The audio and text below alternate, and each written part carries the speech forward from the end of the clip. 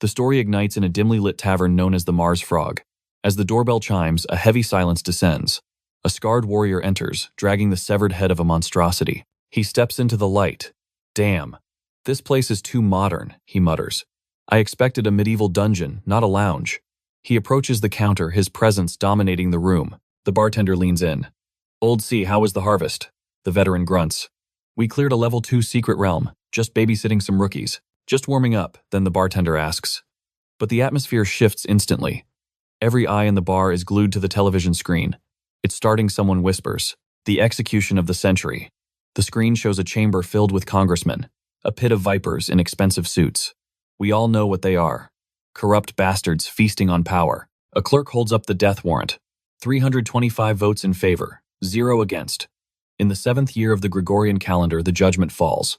The expulsion of the mask is ratified. A blonde president named Hia steps forward. He addresses the chained man known only as the Mask. "Evidence confirms your guilt," Hia declares.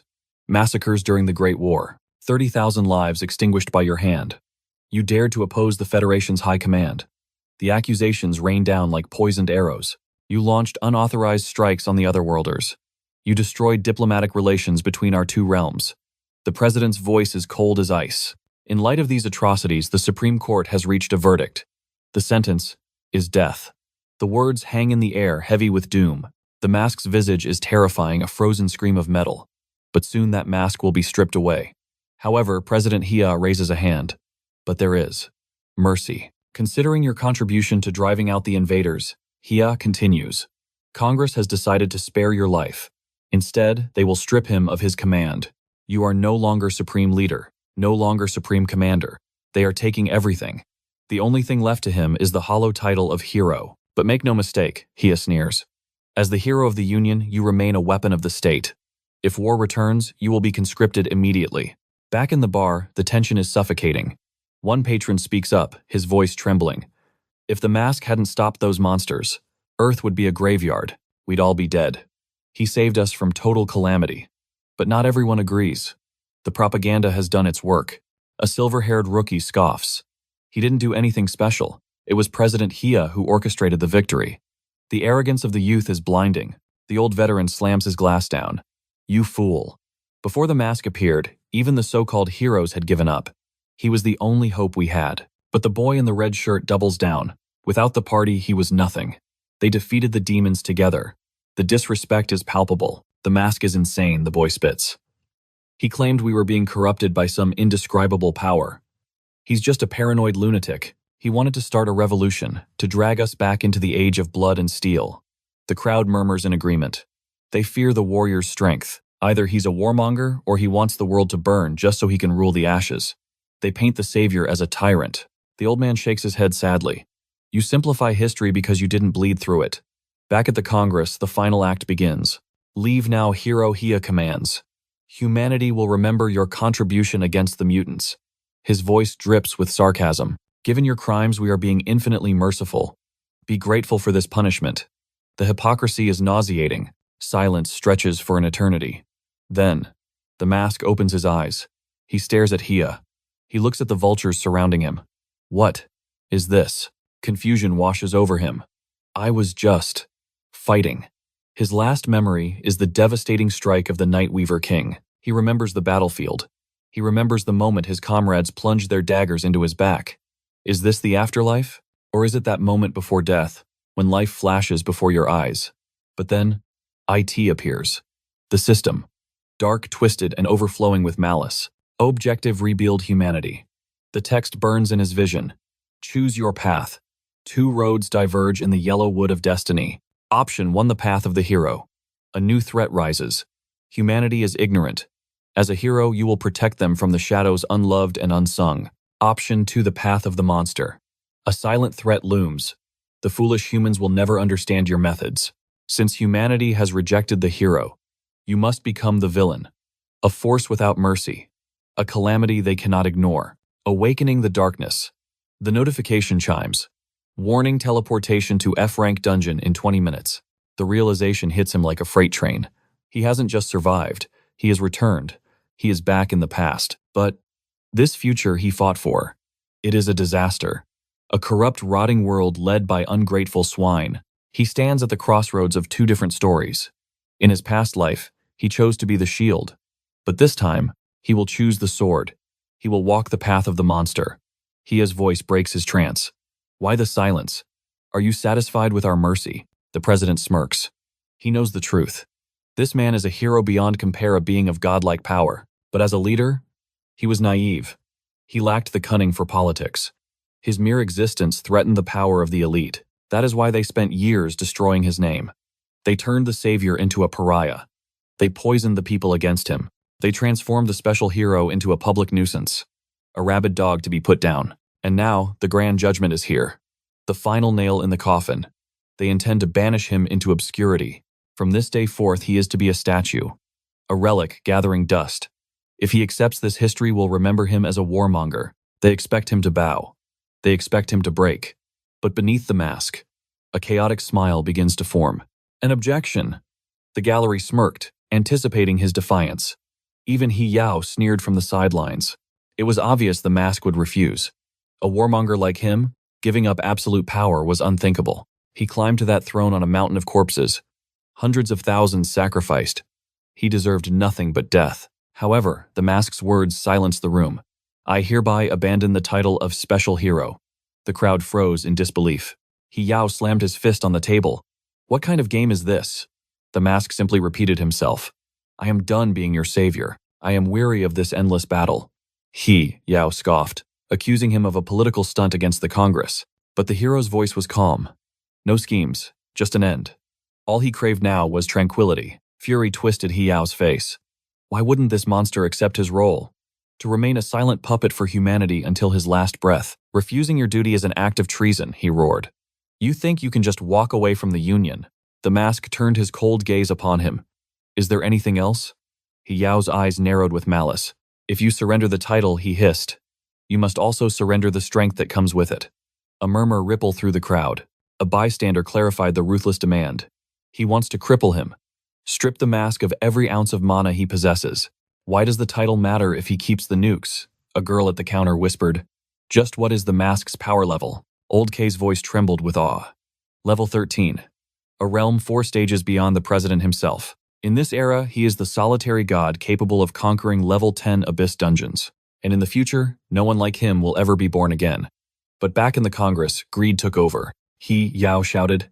That strength isn't yours. It was bought with the Union's resources. It belongs to the people. Built on blood, sweat, and tears. He refused to let the weapon walk free. If you want to leave this hall, he sneered, you leave as a commoner. Return the power to us. The mask simply asked, is that all? Terror flashed across Yao's face as the air grew heavy. Very well, the hero replied. He raised a single hand. I return it all. Space began to distort. The building groaned under the pressure. A sphere of pure destruction manifested. The weak collapsed, instantly foaming at the mouth. Tears and sweat drenched the onlookers. Even Yao, a high ranker, felt his knees buckle.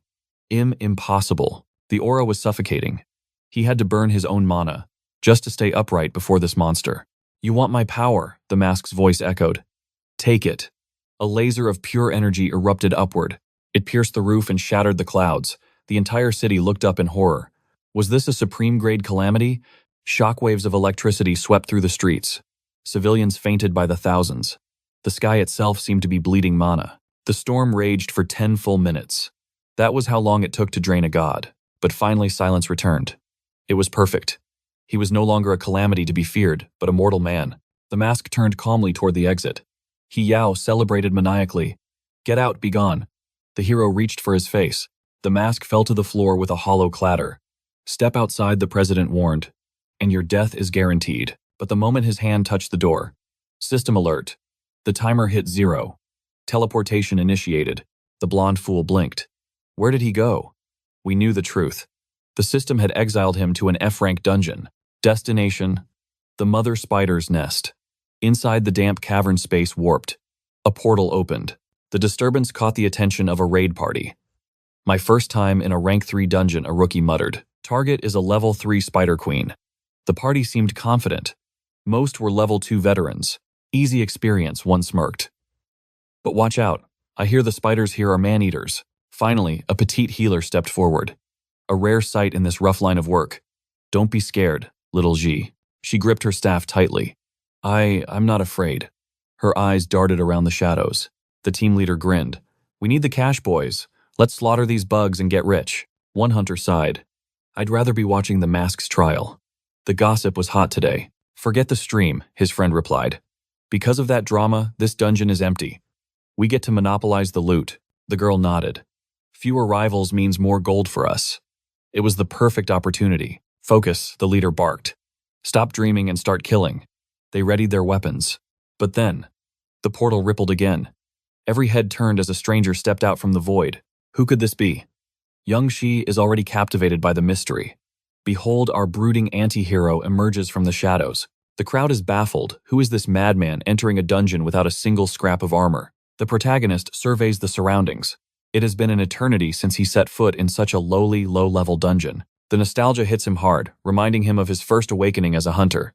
Recently, he had only known the infinite abyss. Those were uninhabitable purgatories, hellscapes ruled by cosmic horrors and indescribable demons. But now he has returned to level 1, having sacrificed his godlike power to answer the system's call. According to the Monster Path system, his true journey is only just beginning. He does not know where this dark path will lead, but one thing is certain: the hero's path was a failure. Saving humanity as a shining savior was impossible. Now he seeks to become a creature that sheds neither blood nor tears. The raid leader steps up, eyeing him suspiciously. He asks if the boy is joining and demands to see his weapon. Our hero simply raises his bare fists.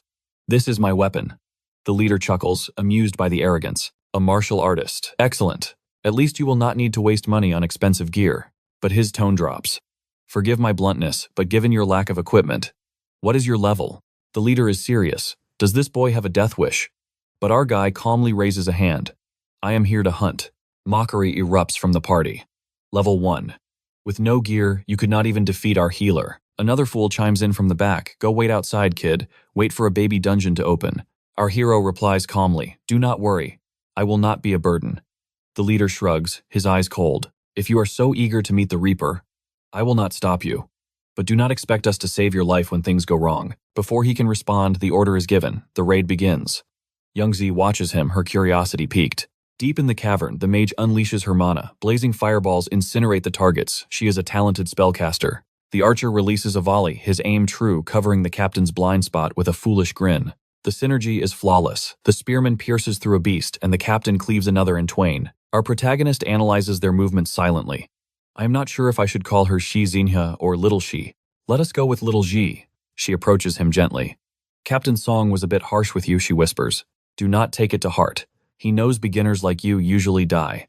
He is just trying to scare you off for your own safety. She warns him gravely. One mistake in here and you are dead. But the protagonist simply states, the hunters of this era are far superior to the past. They stand on the sacrifices of the old heroes. The girl is stunned. Despite his youth, he speaks with the weight of a veteran Union master. True, she agrees eagerly. It is all thanks to the hero in the mask. His teachings changed everything. Because of his training methods, teams are balanced and weapons are optimized. He revolutionized the industry. That is why casualties in low-ranking dungeons have plummeted. She realizes she is rambling. Oh, I apologize. I am Yang Shi, a level 2 healer. Nothing beats a healer and a protagonist to set up a classic duo. Our guy introduces himself as Shi Q. Level 1, Hunter. Class. Undecided. She tilts her head, puzzled by his hesitation. You must be thinking carefully about your path. Little does she know he has already mastered every class in existence. In his past life, he unlocked every secret before anyone else. He wrote the book on these skills. She scans his frame critically. Well, you are too scrawny to be a tank. Ouch, the truth hurts. Have you tested your vitality? Maybe a mage, though. Mages are glass cannons. They deal massive damage but die very fast. She falls silent, realizing she is talking too much again. But suddenly danger. A force yanks her back. A streak of purple lightning flashes. Shadow Spider the leader screams. It feels like a scene straight out of a purple-themed solo-leveling nightmare. The beast strikes, but our protagonist moves faster than sight. He catches the spider's leg with a single finger. With a sickening crunch, he rips the limb from its socket. The poor spider never stood a chance against this monster. He drives the severed leg through the creature's head. It writhes in agony before collapsing dead on the floor. Little Ji clings to his back, trembling. Relax, girl, you are safe. The rest of the party stands frozen in absolute shock. Is the artist class truly capable of such overwhelming might? One observer, however, realized the terrifying truth. He had witnessed hundreds of martial masters, but none possessed an aura like this. The boy targeted the spider's fatal weak point with surgical precision. It was a display of absolute dominance. He dismantled a higher-level beast using pure technical mastery and a profound understanding of monster anatomy. Our protagonist then turns to little Ji, asking how long she intends to cling to him. She refuses to let go, prompting him to joke. He claims he is being strangled to death. A slight exaggeration, perhaps.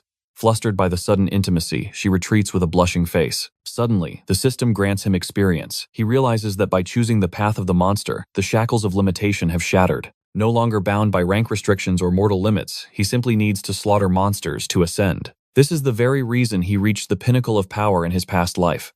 Combined with his retained knowledge, his growth is now unstoppable. He will evolve at a velocity that defies logic. Song approaches, bowing his head in apology, admitting he failed to see the dragon hidden within the boy. He expresses gratitude for saving little Shi and promises a share of the rewards, but our hero dismisses it with cold indifference. He claims saving a life in the dungeon is merely natural. The leader agrees, though embarrassment burns his cheeks. He knows this arrogant brat is provoking him on purpose. Moments later, the leader vents his frustration by cleaving through a horde of spiders. With a mountain of corpses at his feet, he announces that the boss room is imminent. He addresses the raid party, commanding them to execute the standard formation. He will draw the aggro while they unleash hell. He locks eyes with the fire mage, ordering her to incinerate the beasts the moment he creates an opening. The archer notes their record-breaking speed, wondering if the trial of the mask is still ongoing nearby. But another member scoffs. Why worry about that? That damnable hypocrite is surely facing judgment for his crimes by now. However, the archer admits a morbid curiosity. No one has ever seen the face beneath that mask. The fire mage whispers rumors that the vigilante might be a woman. She trembles, unable to believe her former idol could commit such a massacre. But little Ji snaps back, defending the masked hero. She argues that the destroyed city was already a lost cause. The population had been infected by a demonic virus, turning them into abominations. She is certain the mask made the hard choice to save humanity. The spear wielder laughs, mocking her as a delusional fangirl defending a murderer. The leader silences the bickering. He scolds them for losing focus and embarrassing the guild in front of the rookie. Such idle chatter has no place in a dungeon. He marches toward the heavy doors, declaring it is time to end this raid. They enter a chamber draped in thick webs. The spear wielder mutters that the atmosphere feels heavy with the scent of death. The archer scans for loot, while the mage talks of dissecting the boss. Suddenly, a presence stirs in the darkness. Fear grips their hearts as the crimson spider boss descends. The leader instantly takes command. He roars that he will hold the beast's attention. The monster lunges and steel clashes against Fang in a violent exchange. While the tank holds the line, the archer strikes from the shadows, landing a critical barrage of headshots. Our hero watches effortlessly, realizing these beasts possess zero intelligence. He prepares a strike, noting their coordination is adequate. He lands a calculated blow on the spider's leg, observing that this raid is almost laughably easy. The mage unleashes a torrent of flames, scorching the beast, while little Ji weaves healing spells to support the tank. The spider struggles in vain, but its fate is sealed. With a final screech, the massive creature collapses into the dust. The leader praises their flawless teamwork. Now only the sweet distribution of loot from this level 3 dungeon remains. He reminds them to include our hero. However, our protagonist senses a disturbance. The system classified this as an F-rank dungeon. Something is terribly wrong. The spear wielder notices the anomaly too. The treasure chest has failed to materialize. The mage senses a chill down her spine. Suddenly, a figure emerges from the shadows. A schoolgirl wearing a bizarre astronaut helmet stands before them.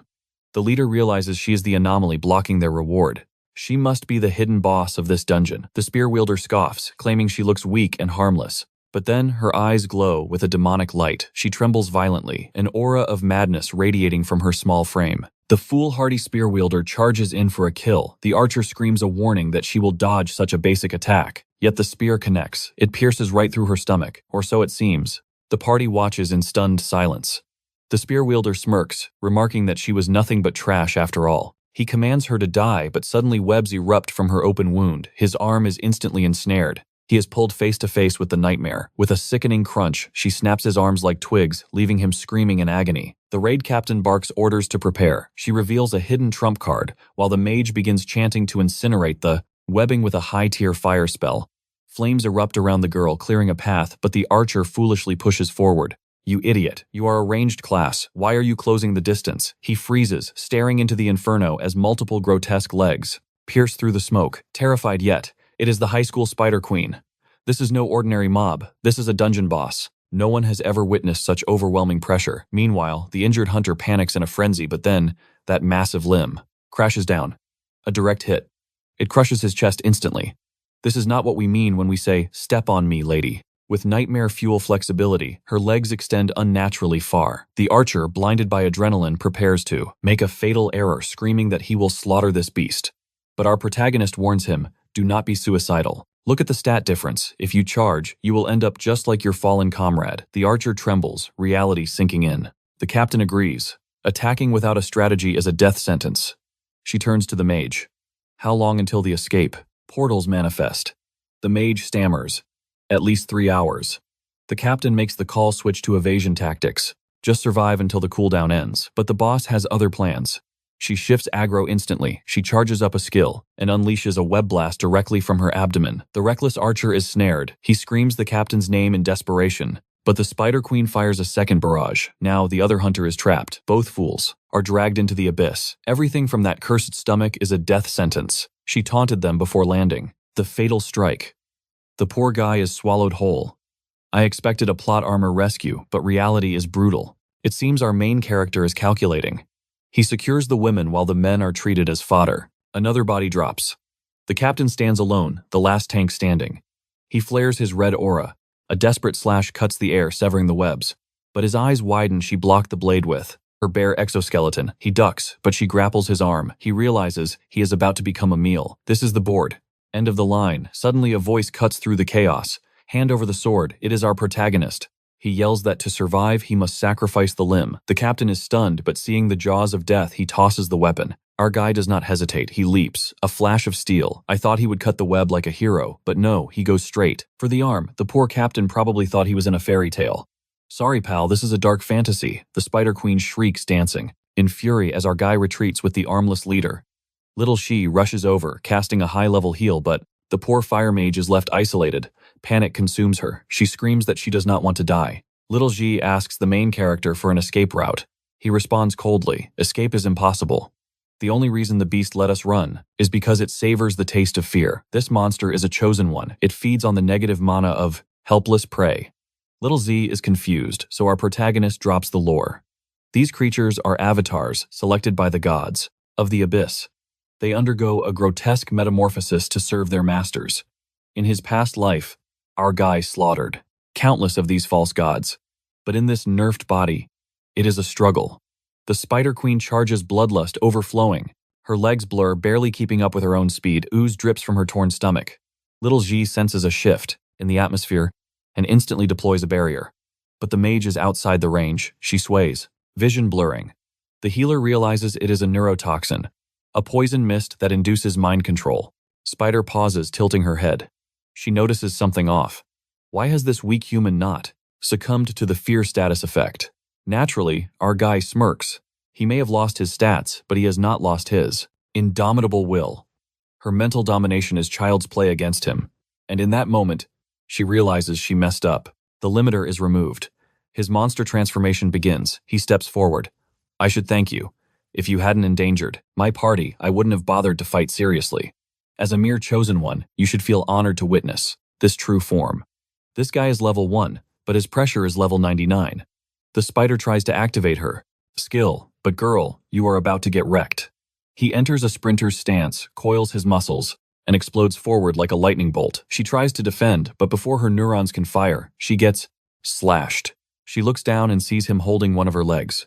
It is what she has the most of, but still, the disrespect. She is clearly not okay with this unauthorized amputation, especially with that fountain of blood spraying everywhere. The protagonist inspects the limb. Good length, decent weapon. This guy has absolutely zero chill. However, a silken trap snaps in his direction.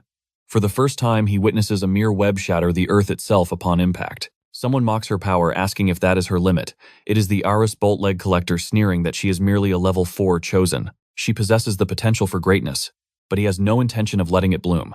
He launches a devastating charge. A storm of steel rains down. He vanishes only to materialize behind her like a phantom.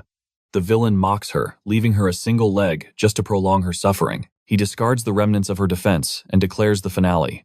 Fear overtakes her. She trembles violently as death approaches. With her final limb, she attempts a desperate escape. A pitiful sight, But the predator is already upon her, delivering another cruel slice. Now she lies broken on the cold ground, resembling a butchered creature. She drags herself away in agony, but the monster blocks her path. The protagonist watches as she realizes her demise has arrived. The beast raises a massive foot, aiming a fatal blow at her skull. Impact. With that execution, the dungeon is cleared. The system rewards him with the demon spider leg. Meanwhile, back in reality, our dear healer Little G stands dazed under the open sky. 2 hours have passed since the teleportation, yet the nightmare lingers like a fog. The moment she regained consciousness, the chaos had ended. The captain was rushed to the hospital, his wounds severe. Miraculously, she and the little fire witch emerged without a scratch. They were the lucky ones who escaped the jaws of death. However, Xiao is missing. A dark thought crosses her mind: did he perish? Suddenly her eyes widen. There he is. Our absolute Giga Chad protagonist stands before her alive and well. But currently, this god of war faces a new enemy: homelessness. Every room in this district demands over 3,000 credits. Will a kind soul offer sanctuary to our hero? In his past life, his parents provided everything. As a high-ranking hunter, he only worried about slaying beasts. He realizes this is the first time he must battle the concept known as poverty. Just then, a familiar voice pierces his thoughts. He turns to see the dungeon healer.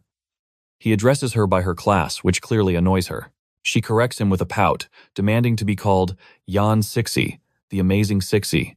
Her smile returns as she celebrates his survival. She notices his gaze fixed on the rental advertisements. She tilts her head, asking if he is seeking shelter. He nods, simply. She asks of family or kin, but he has none. Then a spark of determination lights up her eyes. She makes a decision without hesitation. We cut to them walking through the twilight. She explains the history of this place. A city built 40 years after the Great Calamity. Rapid development created a divide. The old district became the urban village, the slums where they now stand. This is her world. She welcomes him to her humble abode. She assures him there is a spare room, so he need not worry about propriety. At the entrance, his eyes lock onto a photograph. She explains, it is a medal of honor bestowed upon her father by the military. Unlike her level 2 status, he was a true warrior, a transcendent soldier, a level 5 combat hunter who survived countless hells. He even claimed to have fought alongside the legendary Mask Lord. However, she shrugs it off as a tall tale. He repeated the story so often it lost its weight. She suspects it was just the rambling of a drunkard. After all, why would the Supreme Mask Lord associate with a low-ranking officer? When asked where he is now, her expression softens. He has passed on. His body was a map of scars from the war.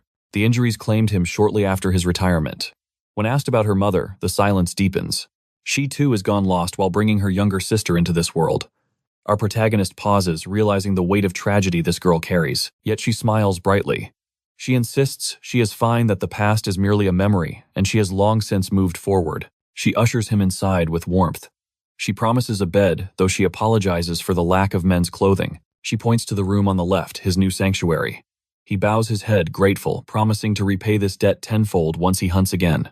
Suddenly, the sound of rubber on wood echoes. A wheelchair emerges from the shadows. A sharp voice demands to know who the fool is. Little Shi rushes to explain, introducing Xiao as a friend from the dungeon. But the girl in the chair, Yan Liu, narrows her eyes. She questions the logic of bringing a stranger home so recklessly. She scolds her sister for being too naive. This girl does not mince words. She sees the world through cynical eyes. She ends the conversation abruptly. Little Ji apologizes to our hero, explaining that her sister is kind, merely protective. She is a recluse. Today was the trial of the Mask Lord, her idol, and the verdict has clearly broken her spirit. Our protagonist is secretly amused. It seems his legacy still commands loyalty in the unlikeliest of places. Later in her room, the sister scours the internet.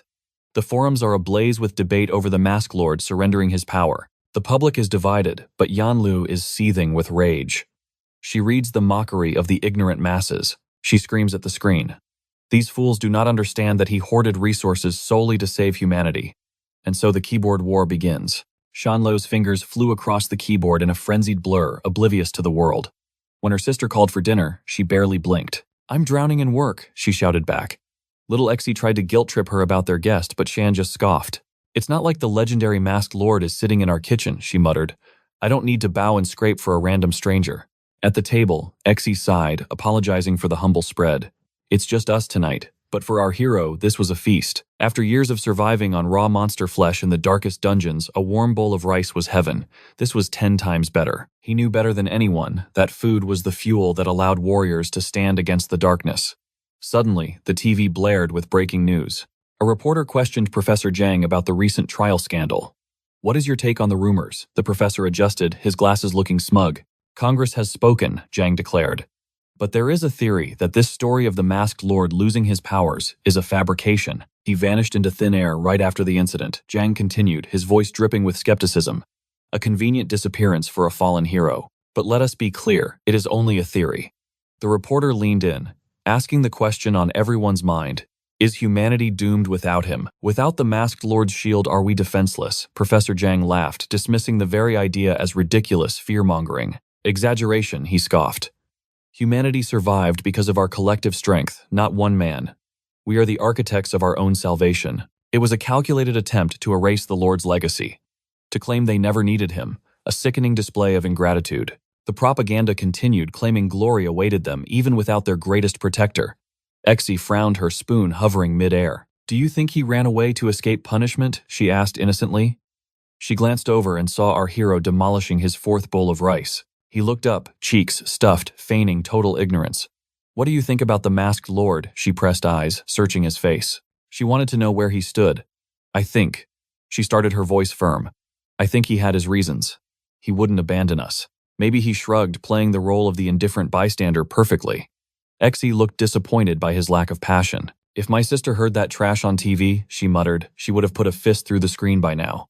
Suddenly a roar shattered the peace. "You think you can hide in there like rats?" A booming voice shook the front door. The thugs had returned. "It's the vultures from Kang investment firm," Exie whispered, trembling. Outside, the threats escalated to arson. "Come out or burn." Exie rushed to the door, steeling herself. She swung it open to face a pack of wolves in cheap suits. Finally, one sneered. "Rare to see the little princess guarding the castle," another mocked. Exie glared at their leader, Master Zag. "We are not selling." Zag looked at her with pitying eyes. "Do you not understand your position, girl? Your sister's hunter team is dead and buried. One injured, one dead. She has no shield left." Exie stepped back, terror gripping her heart. "How do you know that?" "We own the information flow," Zag smirked. "We know every breath you take. You are completely alone." The arrogance oozing off this man was palpable. He looked like a predator, playing with a wounded animal, savoring the fear. "How will you resist without a pillar to lean on?" he taunted. But Exie wasn't stupid. She knew exactly what this snake wanted. 5 days, Zag declared, holding up a hand. "Think it over, but if you refuse, things will get messy." He checked his phone. "We'll transfer 100,000 credits for the property." Exie's jaw dropped. 100,000. The offer was 3 million yesterday. It was robbery in broad daylight. Even a child knew this was insane. "Markets are volatile, kid," Zag laughed cruelly. "Prices drop when you have no leverage." Suddenly, a shadow fell over them. "Stop complaining," a voice cut in. "We know you have 30,000 stashed away. Hand it over." Another figure emerged from the darkness, radiating a menacing aura. "Who is this clown?" Zag asked. The newcomer stepped into the light.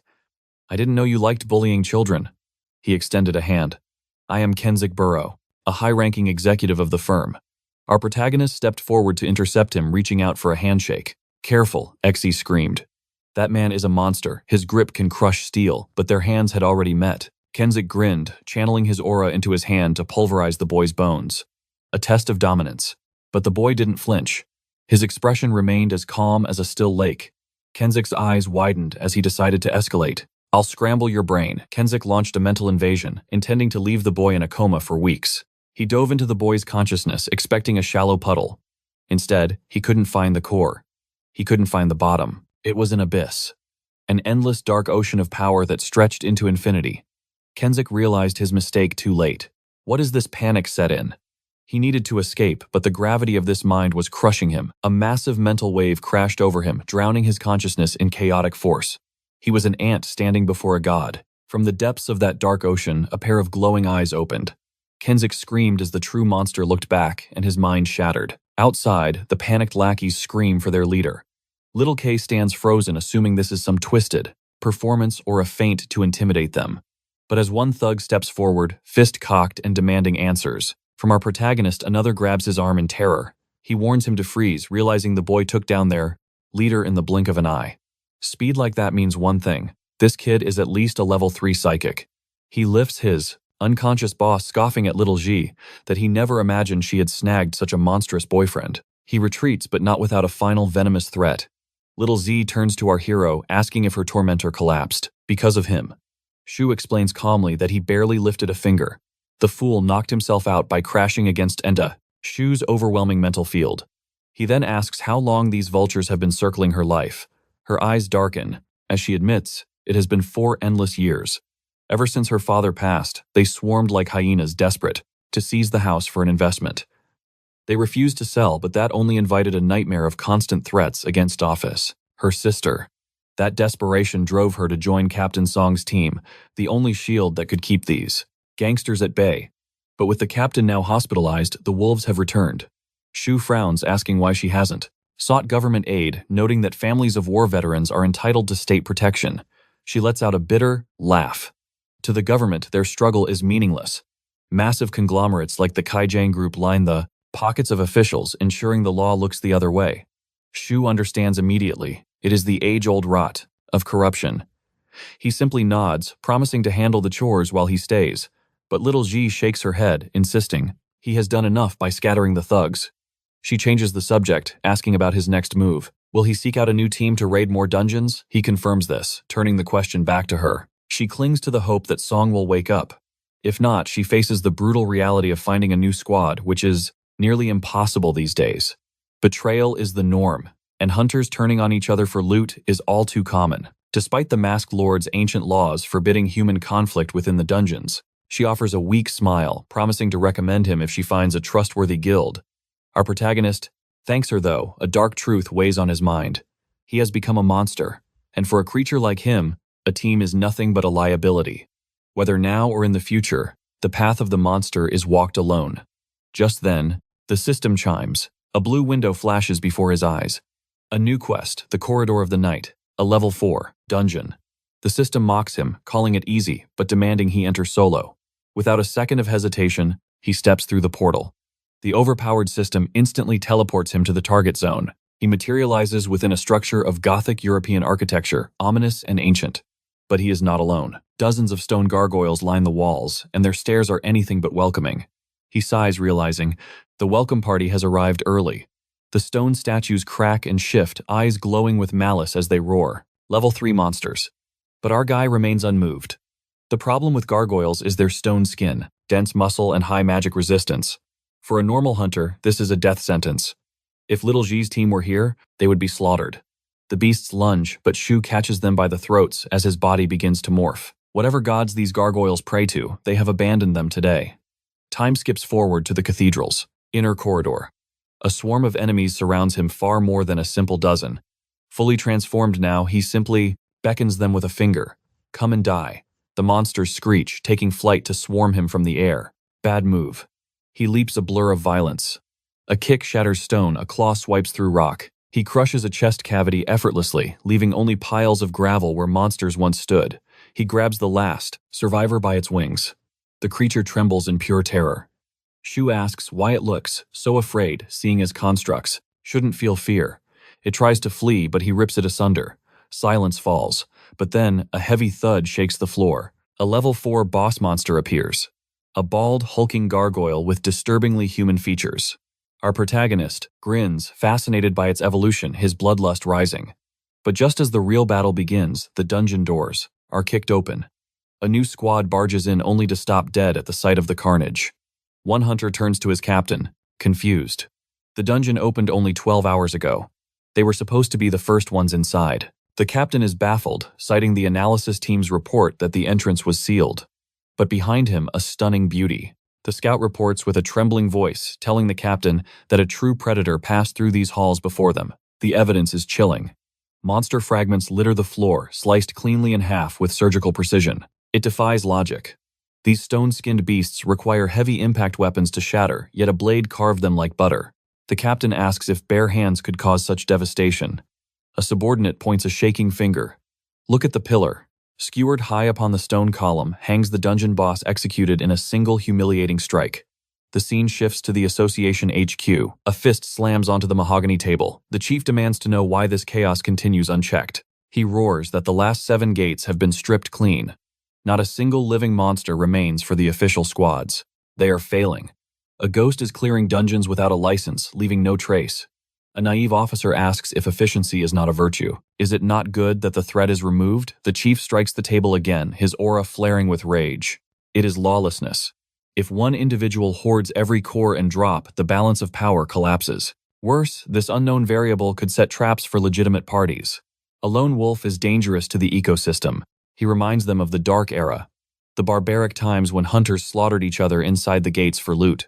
The agency exists to prevent that bloodshed. They cannot allow a return to those savage days where might made right. He commands them to hunt this shadow down. He points to the report on the level 4 gargoyle dungeon, annihilated by a single entity. Judging by the catastrophic damage, this ghost must be at least level 5.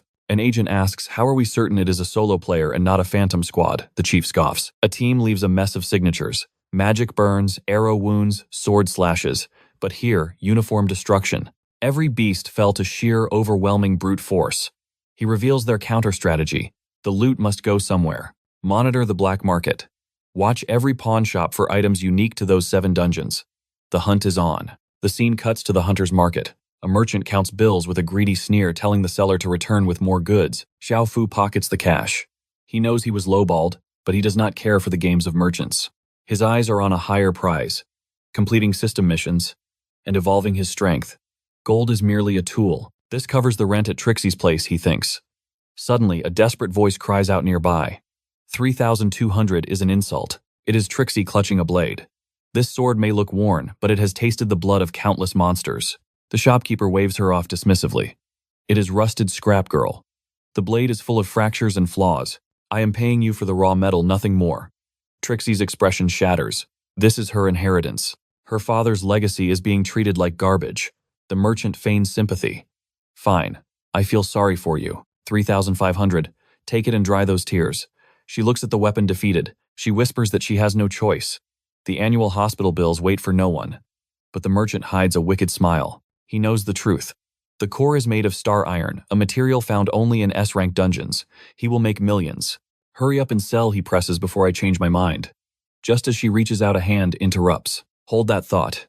It is Xiao Fu. Trixie gasps, asking if he is here to sell loot, but he ignores her. We will talk later. His gaze locks onto the rusted blade. Asterisk. Ding times. The system interface flashes instantly. Item analysis, ancient relic detected. Rare crafting materials confirmed. His eyes narrow. I am interested in this sword. Trixie is confused, but the shopkeeper explodes in anger. We have a verbal contract. Get lost, kid. Xiao Fu calmly retrieves a heavy pouch from his inventory. Is this enough? The shopkeeper stares, flustered by the sudden display of wealth. This is madness. Moments later, on a quiet park bench, Trixie stands up trembling. She tries to push the money back into his hands. I cannot keep this. You have saved my life too many times already. The debt weighs heavy on her heart. Xiao Fu pushes it back. Do not worry. You gave me a roof over my head. Consider this rent. Rent is not a fortune, she argues. Xiao Fu glances at the blade. You underestimate the value of that steel. She looks at him, a puzzle she cannot solve. The spider dungeon. His impossible escape. His strength. How did you survive when others fell? How do you possess such power? She sighs, entrusting the sword to him. Treat it well. It was the last memory of my father. She whispers the weapon's name. The flying crow. It suits you, she says softly. Silent. Deadly. Hiding in the shadows, just like you. She hangs her head, feeling powerless. She had no choice. It was a desperate gamble. If she didn't sell the heirloom, she couldn't afford Chen Lo's medical fees. He asked, what kind of affliction costs a fortune? Her eyes darkened. She asked if he recalled the great calamity of City D, the day a level 10 nightmare descended upon the world. Every hunter deployed vanished in a mist of blood. Even the retired veterans were called to the slaughter. It was a massacre. Their sacrifice bought the citizens time to flee. That was the hellscape where her father breathed his last. But the monster's claws weren't the worst part. It was the fallout. The sky turned a sickly, radioactive green. A sphere of corrupt energy expanded, devouring everything in its path. The corruption consumed Quan Le's legs. That is the cursed reason she remains bound to that wheelchair to this very day. The tragedy is suffocating. Her sister was a prodigy. Even her father believed she was the dragon that would lead this generation. She was destined to be an elite, level 5 hunter. But fate is cruel. Now she is a prisoner in her own broken body. Meanwhile, little Xiaoxi, born with zero aptitude, awakened as a healer. Fate plays a twisted joke. As for our hero, he obliterated that beast with a single godlike punch, but because he was stationed on the front lines, he arrived too late. The tragedy had already unfolded. This helpless rage is exactly why he harbors such a burning hatred for these abominations. He then frowns, recalling a detail. Didn't the association approve a relief fund for the victims? Her expression goes blank. She had never heard of such compensation. Corruption runs deep. She smiles sadly, thanking him. Just sharing this burden lightens her soul. She rushes off, eager to prepare a feast, but trouble is never far behind. Outside, men in black suits prowl the streets like vultures. They are hunting for the dungeon bandit. One goon sneers. If this mysterious seller wants profit, he will slip up. It is only a matter of time before they expose his identity. The hunt is on. Meanwhile, inside the house, the crippled sister is raging. She is ready to unleash a keyboard war against those who slander the masked lord. Suddenly, a heavy knock echoes. Her heart sinks. It is not her sister. It is not their guest. The aura on the other side is hostile. Panic sets in. Could it be the sharks from the Kaijiang investment firm? The door shudders under violent blows. Terror grips her throat. They are going to break it down. With trembling hands, she grabs a wooden practice sword. A warrior's instinct even now. But let's be real. Against these thugs, retreat is the only option. Yet she refuses to back down. Crash. The door splinters. A thug steps in, grinning like a predator. I knew someone was hiding in this rat hole. He pauses, confused. A child. In a wheelchair, he laughs, mocking her pathetic attempt at defense with a toy weapon. But the blood of a hunter still flows in her veins. She charges. You bastard, she screams, wheeling into the fray. Futile. He dodges effortlessly. Unexpected spirit, he sneers. She crashes to the floor, cursing his existence from the dust. He crushes the wooden sword under his boot. Did you really think you could cut me with a twig? He barks orders to his squad. Tear this place apart. Find the Dan kid, the one who dared to touch our men. The hyenas descend. Furniture is smashed. Memories destroyed. Moments later, they report back. The house is empty. The target is missing. The leader's gaze falls upon the helpless girl on the floor. A cruel idea forms. If the boy won't come to us, we will use bait. We take the girl. One henchman hesitates, trembling. Boss, isn't that kidnapping the law? The leader scoffs. This is necessary. To make their message crystal clear, he tosses his car keys to a subordinate. Leave a mark. Ram the car into the house. Make it look like a unfortunate accident. And make sure the gift inside is delivered. The lackeys grin maliciously. The plan is set in motion. Outside, the heavens open up. Rain pours over the city as the unsuspecting couple heads home, but the air feels heavy. Little Xiaoxi feels a chill. Back at the house, the scene is heart-wrenching. The girl is left lying in the cold rain. It would have been more merciful if they had just taken her. Seeing her abandoned like trash ignites a fury in our hero's heart. Xiaoxi screams, sprinting to her sister. She lifts her broken body from the mud. It was the investment firm. They did this. Tears mix with the rain. She begs the protagonist to take her sister inside while she cleans the mess. But as he turns, a deafening crash. A garbage truck smashes into their wall. Rotting trash explodes everywhere. Poor Xiaoxi is buried in filth. The driver leans out, feigning innocence. Oops, my foot slipped. Just a little accident. Shame about the rain. That smell is going to soak into everything. He laughs, shifting gears to leave. Don't forget, always think of Kai Jiang. The sister trembles with rage, but the protagonist holds her back. Wait. If she sees Xiaoxi covered in garbage now, it will break her completely. The humiliation is total. They stand in the downpour powerless. Chen Lu sobs, asking the question that haunts the weak. Why? Why us? She looks at the protagonist's eyes, pleading for an answer. Is there no justice in this world? His expression is cold as stone. Justice, he scoffs internally. There never was, and there never will be. Why do the strong trample the weak? Because they can. He tells her cold truths, shattering her reality like glass. To the heavens, this rain is just water, but to the homeless, it is a curse. A cruel misfortune. The world has never been fair. He snaps the blade in half, ignoring her desperate tears. The air is heavy with tragedy, but his eyes remain frozen. To him, her family struggles are barely a speck of dust. He has no interest in playing hero for their petty injustices. His energy must be reserved for the true battles ahead. But we all know how this story goes. He claims indifference, yet destiny has other plans. He admits that ignoring this mess is starting to give him a massive migraine. She asks where he is going, and he simply replies to silence the noise. She begs him to stop, warning that the Kaijiang Guild is a titan, not some small fry. She insists their trouble is not worth his life. He draws his blade, a smirk playing on his lips. He agrees it is meaningless, but in his life he has grown used to fighting for the insignificant. Since they dared to annoy him, he will return the favor 1,000-fold. The scene shifts to the Dragon's Den Kaijang's headquarters. Men discuss dirty deals at the entrance, unaware that the Reaper has arrived. He scans the lobby, his presence radiating a silent pressure. Finally, one of the guards notices the anomaly. Sword in hand, he stands like a statue of judgment. They laugh, mistaking a predator for prey. They demand he drop the weapon, but their words are cut short. He is already behind them. An X-shaped slash blooms across a body. Blood sprays before they even realize they are dead. A blue system window flashes open. Quest accepted, the blood sacrifice. The flying crow blade thirsts for essence. He must slaughter every hostile entity to evolve. New prey floods the room. He is surrounded, but he does not flinch. The men sense his aura and warn each other, but it is too late. 4 of them lunge. He weaves through the first, blocks the second, and sends 2 heads spinning into the air. An assassin strikes from the rear. He merely glances back, and the man freezes in terror. A fatal mistake. His arm is severed instantly, followed by a strike to the ribs that shatters bone like glass. One guard thinks he sees an opening as the blade sticks. He leaps, but our hunter releases the weapon. His bare fist slams into the man's gut with the force of a cannon shell. Stronger than steel. Bodies drop like puppets with cut strings. The survivors scatter in pure horror. Meanwhile, in the VIP room, the villains toast to their greed. They boast about stealing the sister's home, justifying their cruelty as the law of the jungle. The blonde man grins, calculating the fortune they will make. Suddenly, the door bursts open. Panic fills the room. Someone is downstairs painting the lobby red. The boss asks for numbers. The scout trembles as he replies, "It is just one man." The boss's face darkens. They are careful to avoid high-level hunters. This should not be happening. He orders his elites to move. A massive axe drags across the floor, sparking with killing intent. In the hallway, a minion begs for mercy. But this is a cruel world. The axe wielder swings a crescent arc, silencing the man forever. But then footsteps echo on the stairs. Our protagonist ascends, his eyes glowing crimson. The aura of death surrounds him. He mocks their fear.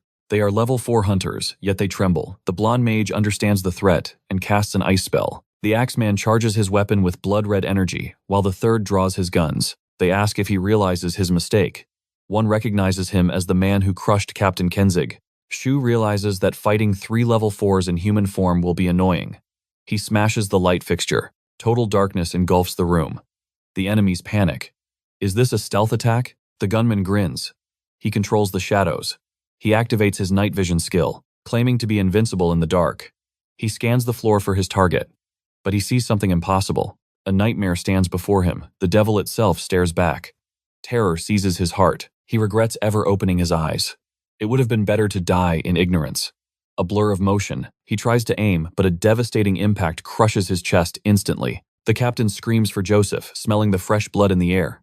But only silence answers back. Thunder roared as the heavens split open. A lethal blade descended, but he parried at the absolute last microsecond. The boss realized that a split-second delay would have meant instant death. Sensing the threat, the mage unleashed a spear of frost. However, Xiaoku merely raised a hand. The ice shattered against his palm like fragile glass. He glanced back, another foe impaled. Holding his ally's corpse, the leader tried to speak, but a swift blade silenced him forever, decapitated. Another soul extinguished. In a heartbeat, the flying crow sword pulsed, drunk on fresh vitality. Yet more fools surrounded him. Honestly, you should have fled while you had legs to carry you. Instead, you stand there frozen like statues before a true monster. Then darkness consumed the world. A flash of movement, it felt like we were right there in the abyss. And now silence. They are all dead. I warned them. Suddenly a roar of enough shattered the quiet. A man in crimson emerged. Our hero's senses flared, a level 6 hunter. But confusion clouded the newcomer's eyes. Why was a monster standing there? He realized this was no mindless beast. No, this creature lacked the usual barbarity. It felt like a transformation-type hunter, yet it reeked of a monster's scent. The man grinned. He had never witnessed a hybrid of human and beast. The potential profit, astronomical. Selling this specimen would recover all their losses. Whether a monster mimicking a man or a man cursed to be a beast, it didn't matter. He was thrilled, he knew. Collectors would pay a fortune for the secret of hybridization. It sends shivers down my spine just imagining the horrors they would commit in the name of research. Suddenly, the hunter vanished. I thought he was transforming. But it was a lethal strike. A whip-like attack snapped toward the protagonist's neck, shattering a fragment of his mask. The hunter smirked, impressed. He survived the first blow, but he declared the boy had reached his limit. He unleashed a storm of blows. Our hero raised his guard, but against this onslaught, he was losing ground. Strikes landed on his arm, back, and thigh. The hunter laughed, savoring the violence, claiming the joy of hunting monsters lay in breaking their sturdy bodies. Even with high resilience, these weren't simple attacks. He aimed a finisher at the chest. Our protagonist sidestepped, but you walked right into it. The hunter's hand morphed into a gun barrel, a hidden mechanic. Is that a cheat skill? He prepared to blow the boy's head off. Works every time, he cackled. An explosive round at point-blank range, goodbye. He regretted damaging the goods, but felt sure the corpse would still sell. But when the dust settled, our hero stood unscathed. The hunter's hands began to shake. He realized his mistake. Did he dodge? Impossible. That meant he took the hit, directly, and didn't even flinch. The man stammered, but the protagonist simply stared at the weapon. Rapier, style number 19. He acknowledged the hunter's training. To master that, one must endure hell. It was a technique he himself, the masked lord, had invented. While it appeared to be a simple blade, it held infinite potential for those with high agility. When I forged this art, I decreed it be used only for justice. Why do you wield it? The hunter, baffled, asked. If the monster had lost its mind. The masked lord created this, and your justice is trash. Killing a beast like you is the only justice I need. Xiaoku nodded grimly. Perhaps I am a monster, but you are worse for destroying innocent lives. The hunter sneered, mentioning the Kaijiang families. You know nothing of our world. Listen well, beast. Humans must evolve or die. Anyone hindering our evolution must be purged. Evolution is the only justice. Believing himself righteous, he lunged Xiaoku's side. So, that is your truth. A shadow claw manifested. Then, this is my justice. The hunter froze. Too late. He tried to evade, but he couldn't comprehend. The speed. The first strike pulverized his shoulder. Then came 50 more in a blur of violence. He collapsed as thunder tore the sky apart. Slumped against the wall, broken, he gasped. What kind of monster are you? Our protagonist leaned in. I am the masked lord. Do you not remember? A final flash of steel. The hunter hit the floor lifeless. The blade hummed, hungry for more. As the weapon drank the pools of crimson, it transformed. Item evolution. Flying blood. Raven. A limitless growth weapon corrupted by a demon god. It now possessed a bloodwave art capable of cleaving the very earth in two. He gazed at his reflection in the cursed steel, pondering the change. Physically, the blade hadn't just changed. It was alive. A terrifying heartbeat pulsed from within the steel, signaling the birth of a demon blade with infinite potential in the hands of a monster. On the floor, a trembling survivor begs for mercy. But our cold-blooded hero simply raises the weapon. With a single swing, a crimson wave slashes through the building, cleaving the entire city block in two. Meanwhile, the military arrives just outside. A soldier snaps a salute to Commander Zhang, reporting that the perimeter is locked down. Zhang commands a tactical entry to secure intel and save civilians. However, the commander isn't naive. He senses innocent lives trapped within Kaijiang's stronghold.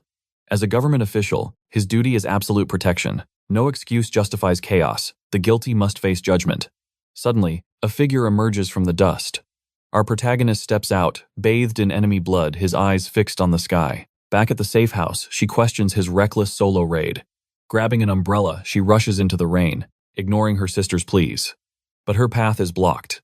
A man from the city defense squad steps forward, demanding to know if she is Yan Xie. When she confirms, he conscripts her for an immediate investigation. He produces a photo of our hero. Panic seizes her heart as she asks the one question that matters. Is he still alive? The soldier smirks.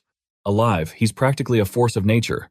The scene shifts to the defense squad's maximum security prison. The fool who forgot the back exit is now caged like an animal. Commander Zhang grills him on his identity. A subordinate reports that while he confessed to the slaughter, at the building the man is a ghost. Name Xiaoku.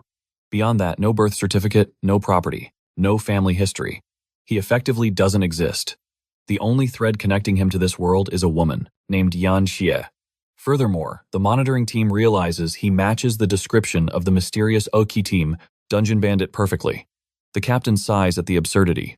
He asks about the girl's background. The investigator reveals her father was a prestigious level 5 hunter and military veteran. He retired with grave injuries, and died shortly after refusing a desk job, a victim of a spirit calamity years ago. According to Yan Xia's testimony, this mystery man joined their raid and only attacked the gang because they threatened the sisters. The investigator pauses. Sir, looking at the evidence, he acts more like a hero. Zhang nods to Chief Arthur. It's time to interrogate the suspect personally. With a level 7 commander and a level 6 chief, they figure they are more than safe in a room with this handcuffed prisoner, but they are woefully mistaken. The door opens. Our protagonist glances up and the old commander flinches. It's not fear on the boy's face, but recognition. He's looking at the uniform with a gaze full of deep nostalgia. This kid is terrifying. He read the commander's rank and history in a single glance. Holding the file, Zhang confirms the name Xia Ku. He warns that for the carnage he unleashed, the price will be steep. The death penalty is on the table, or perhaps a lifetime of servitude, to repay his debt to society. He could be deployed to the front lines fighting demons until he has washed away his sins. Zhang knows the truth, though. The front lines are a meat grinder. Rookies die in their first battle. To earn freedom, one would have to survive thousands of hellish campaigns. Xia Q scoffs. You think the front lines are a punishment? If that's their idea of hell, he thinks, he should be absolved immediately. He's done more for humanity than they could imagine. The old man narrows his eyes. The boy speaks like a veteran.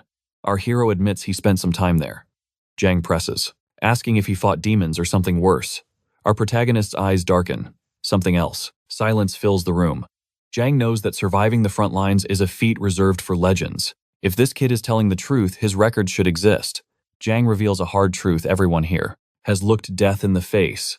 Arthur claims 10 years of service, a humble brag of survival. Only the legendary Masked Lord and a handful of heroes have endured longer. Zhang points to his medal, a symbol of honor earned fighting beside that very legend, even if he was just a foot soldier in his shadow. Arthur slams the table, shattering the mood.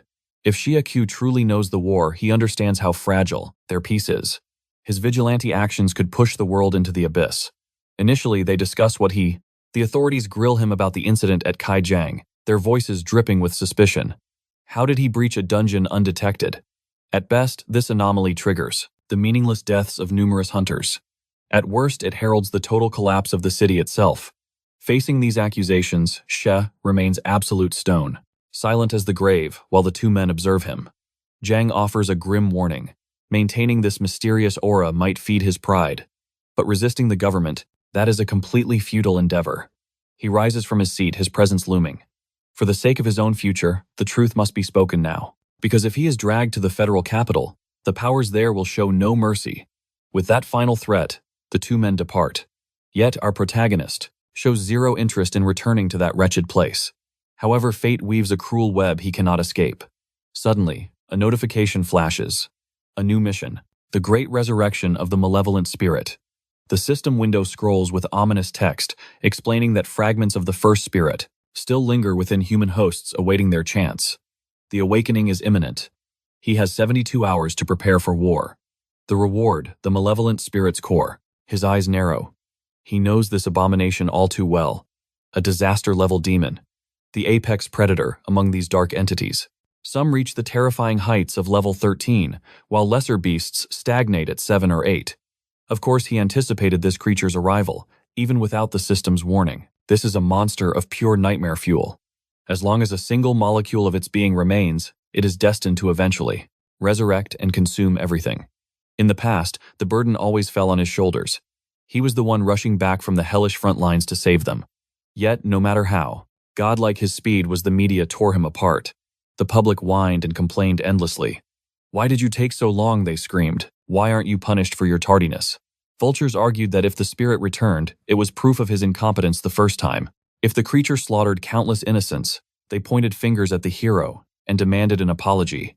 He was forced to bow his head, presenting himself to the public, apologizing again and again in that wretched past life. But now, living as a monster in human skin, things are entirely different. The masked Lord who stood judgment for the world no longer exists. He has abandoned those thankless obligations. And if countless people die today, that is no longer his concern. The scene shifts to Arthur pressing Zhang for answers. What do you make of the boy? Zhang replies with a heavy sigh, that he retired from the blood-soaked front lines long ago. He claims ignorance, yet his instincts scream otherwise. One thing is absolutely certain.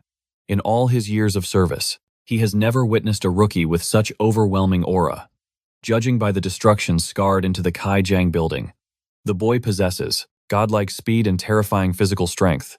Even the blade he wielded hummed with a strange energy. He is definitely not a single specialty hunter. It is highly likely he has mastered multiple professions. Arthur asks, "Is this what they call a true genius?" Normally, most hunters hit their limit at level 6. But this monster slaughtered level 6 fighters like insects despite his youth. Zhang sneers. Maybe he is a genius, but a foolish one. He threw his bright future away for the idiots at Kai. The other man agrees, eyes darkening. This union even dared to put the legendary Masked Lord on trial. We cannot put anything past those snakes. Compared to that historic betrayal, they wouldn't hesitate for a split second to snuff out this genius. The boy's life before it truly begins. The narrative shifts to the gleaming capital S-City. Through humanity's desperate struggle, they somehow managed to crawl back from the age of darkness. However, a divide remains.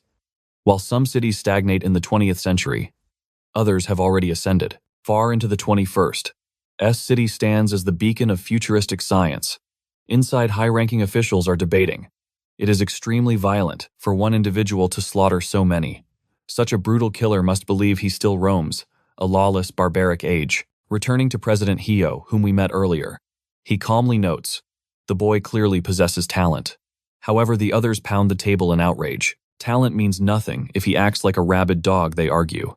If we fail to punish such behavior, what will the public think? We must make an example of him. Deliver justice for all the victims. One official is particularly furious, because he made a fortune off the Kai Guild's existence. He nods aggressively. The best option is to exile this criminal. Straight to the front lines. The man appears dissatisfied with mere exile. Why is a public execution not being considered? The sponsors, the people funding us, will not be pleased if this maniac isn't held accountable for the carnage. However, Kyo calmly cuts him off. Stay quiet. We have a far more critical matter to discuss. He scans the room with cold eyes. Why to this very day has no one found a single scrap of information on the Masked Lord? The room falls into a suffocating silence. The blonde-haired man breaks the tension. For a person to vanish without a trace is a physical impossibility. He must be somewhere on this earth, and we must unearth him immediately. The complete lack of intelligence gnaws at their confidence. They fear the day the Masked Lord returns to ambush them. The team urges their boss to compose himself. Calm down. The mask has lost his power. He is a toothless tiger now. However, President Hio, despite being a villain, was not a fool. If he dares to show his face, it means he has a plan. Another member scoffs in reply. Even if he has a scheme, he sacrificed so much power that he is essentially crippled. What can he possibly do now? For him to seek revenge, he would need an army by his side. Alone, he is nothing. We are immune to his desperate flailing. Hio closes his eyes deep in thought. He speaks with chilling certainty. That only means he will evolve into a catastrophic danger to our future. Hio knows the truth. Now sitting on the throne as president, there is no one above him in the food chain. The only threat remaining is the one man capable of dragging him down from the heavens. However, the stench of corruption was undeniable. To secure the council's absolute loyalty, he had to trade away countless privileges, bowing to the greed of those vultures. Addressing the assembly with a cold gaze, he declared that for the sake of survival they must now seize total control over the mask. A member nodded in agreement, signaling it was time to address the true nightmare looming over them. The situation at the abyssal front line was critical. The defensive lines were crumbling, and the density of monsters had surged by 32% in just the last month alone. He posed a chilling question. Had the absence of that damned mask really caused their defenses to collapse so rapidly? A trembling subordinate whispered that regrettably yes. He dared to ask if perhaps they had pushed the hero too far. After all, even while bearing the heavy title of humanity's savior, the mask never sought to rule them. But the chairman, his eyes already burning with fury, snapped back. Was this subordinate questioning the supreme authority of the council? Terrified, the fool recoiled, swearing he wouldn't dream of such treason. The president's voice boomed like thunder. He demanded to know why their great society couldn't survive without one. Cursed vigilante. He sneered, mentioning the city's reserve of elite warriors, and commanded they be deployed to the hellish front lines immediately. But a strategist voiced a grim objection. If a disaster-class monster spawned in the city now, there would be no one left to stop the slaughter. Another member smirked, cutting in to ask if the strategist's concern wasn't actually about the loss of profits. After all, The defense squad's gear was supplied by his family's corporation. If the Breda army was wiped out, his revenue stream would vanish. The man roared in protest. Accusations of slander echoed through the hall. But the chairman slammed his fist on the table. Silence fell. The decree was final. The defense squad would march to their deaths. Glancing at XAC's file, he smiled cruelly. This individual would serve as the perfect sacrificial lamb. The scene then cuts to the sterile atmosphere of the defense squad office in D-City. An officer was addressing the two sisters, informing them that since their interrogation was complete, they were free to leave. However, he warned them they might be summoned as witnesses when the trial begins. Confused, Liu asked what they could possibly testify about. The female officer replied sharply. They needed to testify against the heinous criminal who triggered the catastrophe. But Xiao Lo snapped back. Why was her savior being painted as a villain? The only ones deserving punishment were that gang of human trash. Choosing her words with military precision, the officer stated that regardless of motive, he had slaughtered a dozen people. Murder was a crime, no exceptions. But Shamu wouldn't back down. She insisted those victims were monsters in human skin. She knew the truth. They were, the swarm of parasites who had destroyed countless innocent lives. Suddenly, Commander Jen stepped out of the shadows. He admitted she was right. Indeed, those people had shattered families beyond repair. His voice was cold as he agreed they all deserved death. Even his own subordinate looked at him in shock. K-Lo scoffed, but Jen stepped closer, his aura intensifying.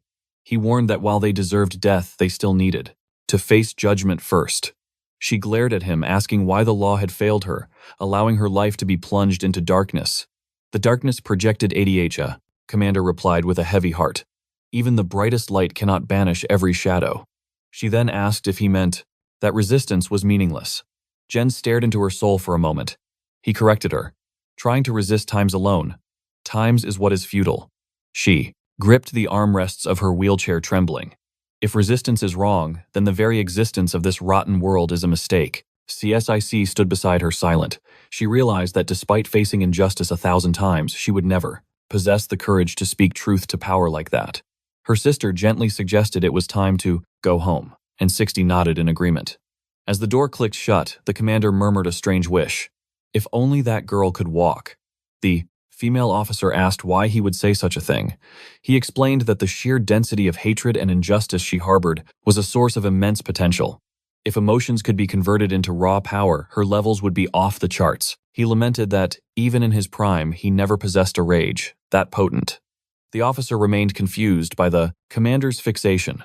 She thought that trapped in a wheelchair, all that rage was nothing but a useless fire burning itself out. Back at home, little Cassie told her sister to rest while she tended to the garden, wondering how they could ever repay their savior. Her sister remained silent, her expression shifting. A terrifying determination took hold. She pushed herself up from the chair, whispering to the void. If there are corners of this world where the light cannot reach, then she would become the light herself. Her atrophied legs began to shake violently. Defying all medical logic, she began to walk. The sheer force of will was terrifying, pale and trembling, but standing tall nonetheless. Her sister turned back, realizing she had forgotten something, only to freeze in horror at the sight of Tuan Lo standing before her. Tuan Lo stretched out a hand, her voice distorted. She told her sister to run. Now, a sinister aura exploded around her. Was she awakening as a hero or becoming the city's next demon? Meanwhile, at the defense squad headquarters, everyone was furious about the suicide mission to the front lines. Jen arrived to address the troops, but suddenly, a chill ran down his spine. He rushed to the window, his eyes widening. There was no mistake. He recognized that energy signature. It was the presence of an... The officers dismissed the alarm as impossible, but Zhang silenced their doubts with a single shattering blow to the glass barrier. He declared a catastrophic emergency, hurling himself into the abyss below, while vowing to bear the weight of every consequence on his own shoulders. Meanwhile, across the city, a news anchor began her broadcast, unaware that doom was already knocking at the door. A citizen gazed at a blossom, marveling that spring had arrived early, blissfully ignorant of the unnatural warmth in the air. The flowers were blooming with terrifying abundance, and as the wind howled, it carried something far sinister than pollen. The man watched in confusion as a giant bee landed, but nature itself began to twist before his very eyes. Petals erupted from the insect's legs and wings, consuming it until the creature transformed into a living, breathing bouquet of horror. The city remained eerily calm, the silence before the slaughter, as a friend reached out to tap his shoulder, unaware it was too late. But when he turned around, roots were already bursting from his skull. This wasn't just death. He had become a blooming corpse. Screams tore through the air as the infection spread instantly, turning another bystander into a crumbling pile of petals. The plague was precise and merciless. A girl reached out, mesmerized by the deadly beauty only to seal her own fate. She detonated into a floral mist, and from the carnage, a grotesque plant-human hybrid rose to its feet. An arrogant hunter stepped forward, the classic confident fool who underestimates the dungeon's difficulty. We all knew his fate was sealed the moment he sneered. He charged blindly, readying an attack that would be his last. He struck the monster's core with confidence, announcing that facing him was a death sentence, but the creature didn't flinch. The venomous counterattack was instant. His arm mutated into twisting vines as the other hunters recoiled in horror. They recognized the green radiation immediately. The ancient calamity, the great evil spirit, had returned to this world. Soldiers blitzed across the rooftops, questioning the threat level, hoping this was just a minor outbreak. Usually the infected became mindless zombies, but this energy possessed a sinister, intelligent will to contaminate. Zhang identified them as human flowers, a new breed of monsters that defied all known laws of biology. Humanity had never faced such a grotesque evolution. Stopping the spread was the priority, but one touch meant game over. They had to contain a viral nightmare that sought to consume everything, all while avoiding the deadly spores themselves. The squad scattered to their tactical positions as civilians fled in terror from the encroaching floral apocalypse. Zhang crashed down like a meteor, commanding the chaos. Wait, am I the only one seeing that the old master is missing an arm? He gathered scorching mana in his lungs, unleashing a legendary dragon's breath technique toward the horde. Civilians cowered as the inferno swept through the streets, incinerating the unnatural vegetation in a blaze of glory. They thought the fire had saved them, but the ashes themselves carried the curse, landing on a face and triggering a mutation. The veteran watched in horror. Even the dust was deadly. The virus had already claimed half the sector. This was an unstoppable propagation. Someone called the S-Rank hunters because the city is falling to the forest. It was a verdant hell on earth. A barrier flickered to life as the captain screamed for a ceasefire. Destroying them only spread the spores. Evacuation was the only priority in this containment breach. Arthur demanded answers amidst the chaos, while Zhang stared into the abyss of the unfolding disaster. The aura of the great evil spirit was undeniable. But how could a dead god return from the grave? Zhang revealed a terrifying truth.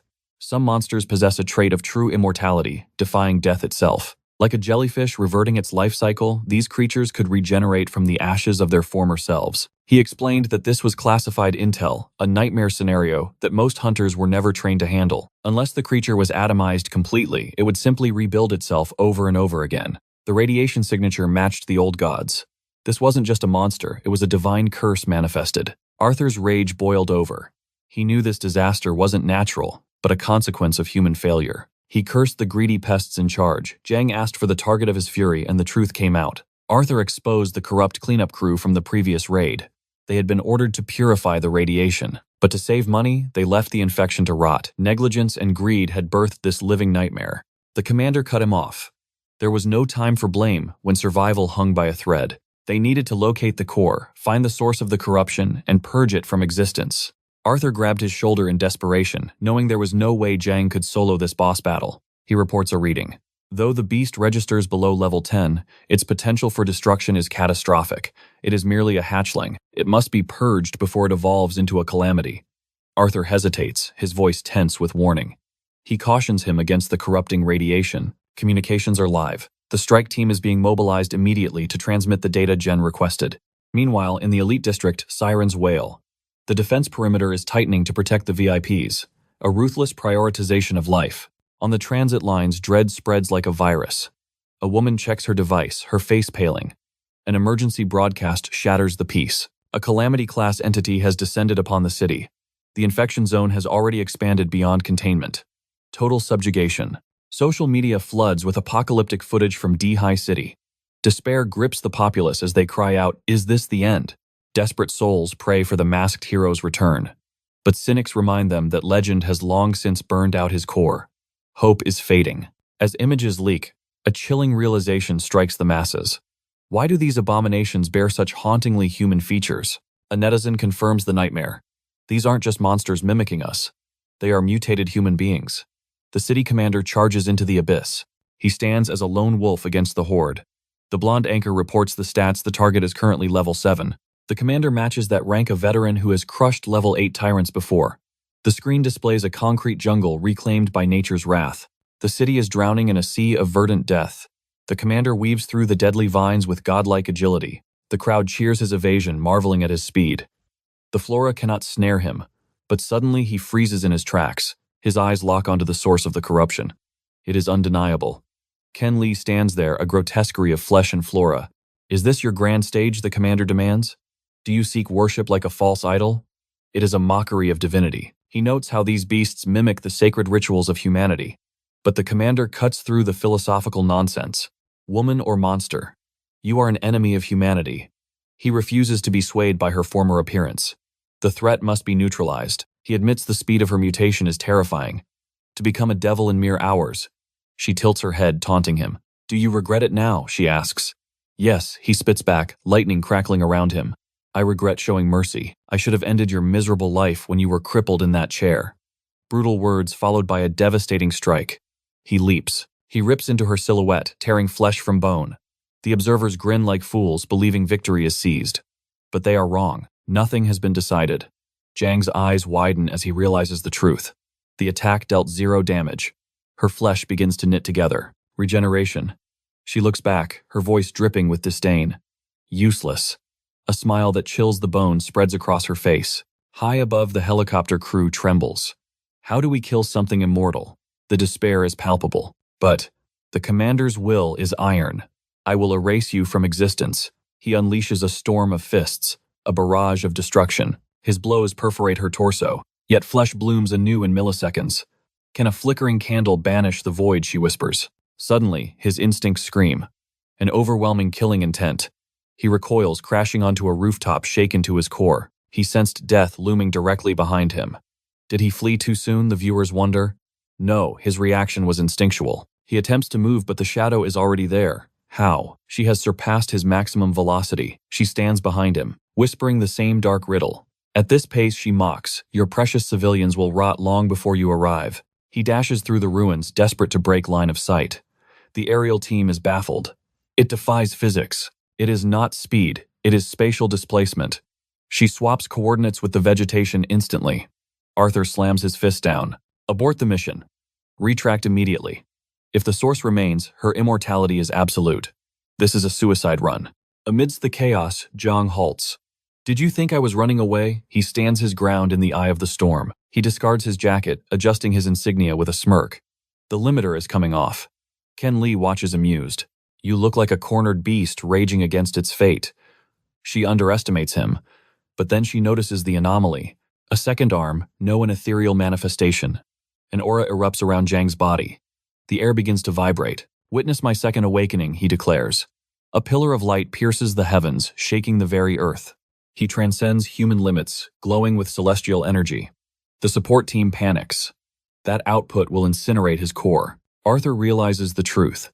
He is not fighting to live. He is burning his very life force to ascend. A sacrificial evolution. Commander, you madman. The comms shatter under the pressure. Ken Lee applauds his resolve. Magnificent courage. Pushing every cell to self-destruction for a fleeting moment of power. She smiles, certain of his demise. Am I wrong? Zhang offers no retort. He vanishes. Ken Lee prepares to disperse, confident in her immortality. Pointless. Impact. Before she can blink, he obliterates half her torso. Her eyes widen in genuine terror. He has surpassed the speed of thought than his own mind can process. The captain is writhing in agony, that single ultimate attack unraveling his very existence from the inside out. His squad cheers blindly, claiming his overwhelming power will crush the beast, but Arthur perceives the nightmare. The creature took 0 damage. The mana fluctuations aren't fading, they are surging violently. It became undeniably clear. Commander Zhang never stood a chance against an entity of this caliber. A classmate trembles, asking for confirmation, and Arthur invokes the legend of Antaeus, the Greek giant invincible, so long as he touched the earth. This mutated abomination mirrors that ancient myth. As long as she remains rooted in this city consumed by flora, she is immortal. Realizing thousands of vines feed her despair crushes the team. Hope evaporates until a sudden gasp shatters the silence. The energy reading is skyrocketing vertically. In a heartbeat, it evolves into a level 9 calamity. City D has reached its apocalypse. Chen Lo mocks the futility, unable to believe a human hunter would incinerate his own life force for such a pathetic result. She too once craved the absolute power to annihilate everything in her path. Yet even with all that sacrificial aura, he failed to purge the plague infecting this city. She cannot comprehend why he hesitated. to save the countless souls drowning in darkness. Why? She screams into the void. Why? Again. As the flora expands, a horde of creatures rushes to offer themselves to her, and she begins absorbing every ounce of biomass. The external barrier fractures under the pressure, and a soldier screams that their time is up. Suddenly, the vines shift, glancing sideways before retreating rapidly. The soldiers roar in triumph, mistaking this for victory, but a veteran voice cuts through the hope. This isn't a retreat. It's an evolution covered in ominous shadow. He watches as the entire city's vegetation fuses into a single entity. Green explosions rock the foundation, and Chenlo opens her eyes. She has ascended. She now stands as a titan, rivaling the skyscrapers. From a high vantage point, Zhang asks if she seeks the truth. This is simply the law of existence, he declares. Crimson aura flares beside him. In this cursed life, death is a constant companion. He unleashes a final, desperate technique. But against a godlike being, is it enough? The collision is blinding, or perhaps futile. The scale of power is disorienting. Civilians watching the broadcast scream that the light of victory is piercing the beast. They chant for humanity's triumph, hailing him as the glory of mankind. It looks like she's losing as her limb shreds, but arrogance blinds the crowd. She is merely toying with him. The giant hand that was seemingly pierced suddenly snaps shut, immobilizing him instantly. Holding him like a fragile doll, Chenlo sentences him to death along with his hypocritical philosophy on survival. Screaming in torment, his physical form dissolves into a shower of petals. He didn't survive. It was terrifyingly effortless for her. Chenlo looks almost bored by the lack of challenge. In the monitoring room, the department is paralyzed as Arthur delivers the grim news. The captain's life signal has vanished. While subway commuters stare blankly, unaware of the artistic tragedy, a mother shields her child's eyes. But the girl whispers, "It was beautiful watching the old hero scatter into flowers." Yet the adults know the truth. This beauty signals the annihilation of City D. The guardian who always protected them is gone forever. The fickle masses who scorned the outcast now beg for his return. The live chat floods with desperation. The Federation must send an S-class. They have to. The comments section erupts with regret. "We shouldn't have betrayed Mask." News breaks. The prison was attacked, and evacuation orders are issued. In a dark cell, our dear Xiao Q listens to the chaos. Meanwhile, President Hia smashes his desk. Useless trash. Those cowards claimed they would die for their country, and now they flee like rats. The room is silent. He roars, "Have you forgotten human dignity if no one stops that calamity? This world has no future." A trembling official whispers the harsh truth. "Perhaps our greatest sin was imprisoning Mask." Hia freezes, then rages again until a strategist proposes the unthinkable, the nuclear option. It is the only card left to play. The fallout and radiation would doom the land forever, but desperate voices surround the president, urging him to pull the trigger. It is the necessary evil to save the species. The survivors will hail you as the savior of the world. Hia is cornered, the weight of the decision crushing him. Suddenly, an urgent report breaks the tension. Something is approaching the battlefield at supersonic speeds. The president demands answers. Is it a hunter? Identify it. The analyst stammers.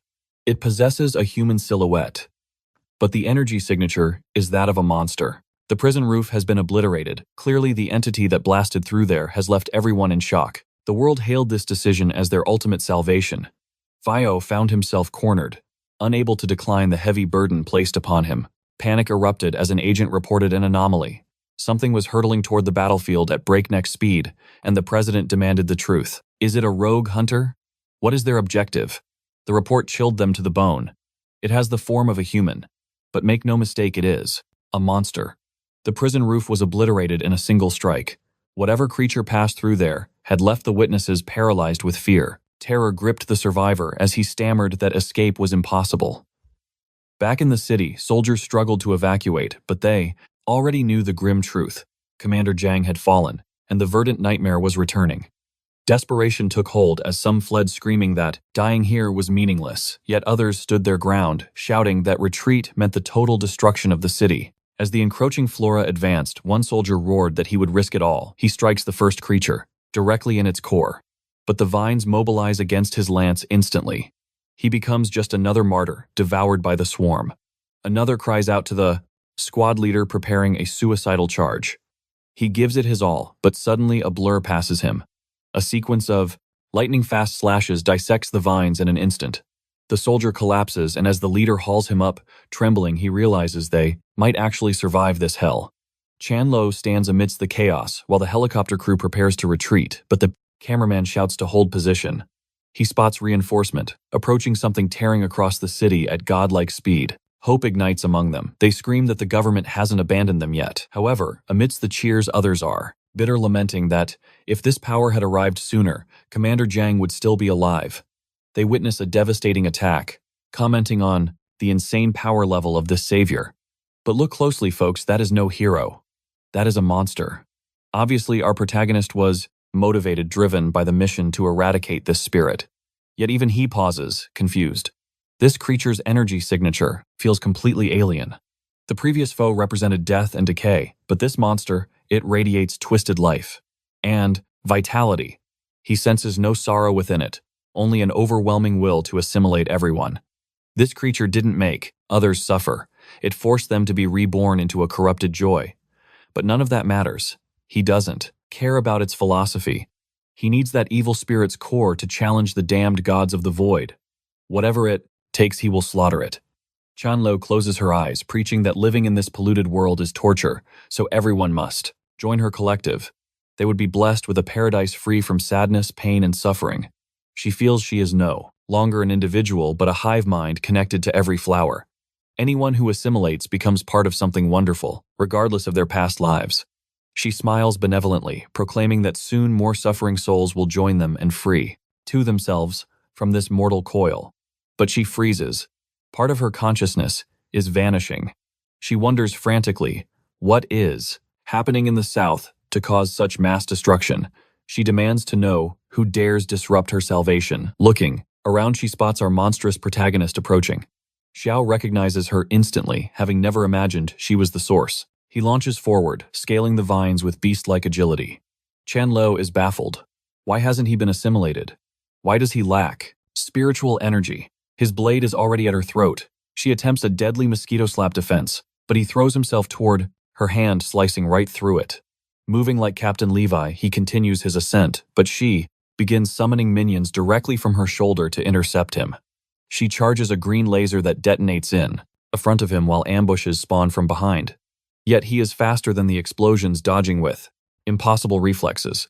The helicopter crew goes wild, screaming that his speed is god tier. They might actually have a chance. Meanwhile, the veteran hunters watching the feed grow suspicious.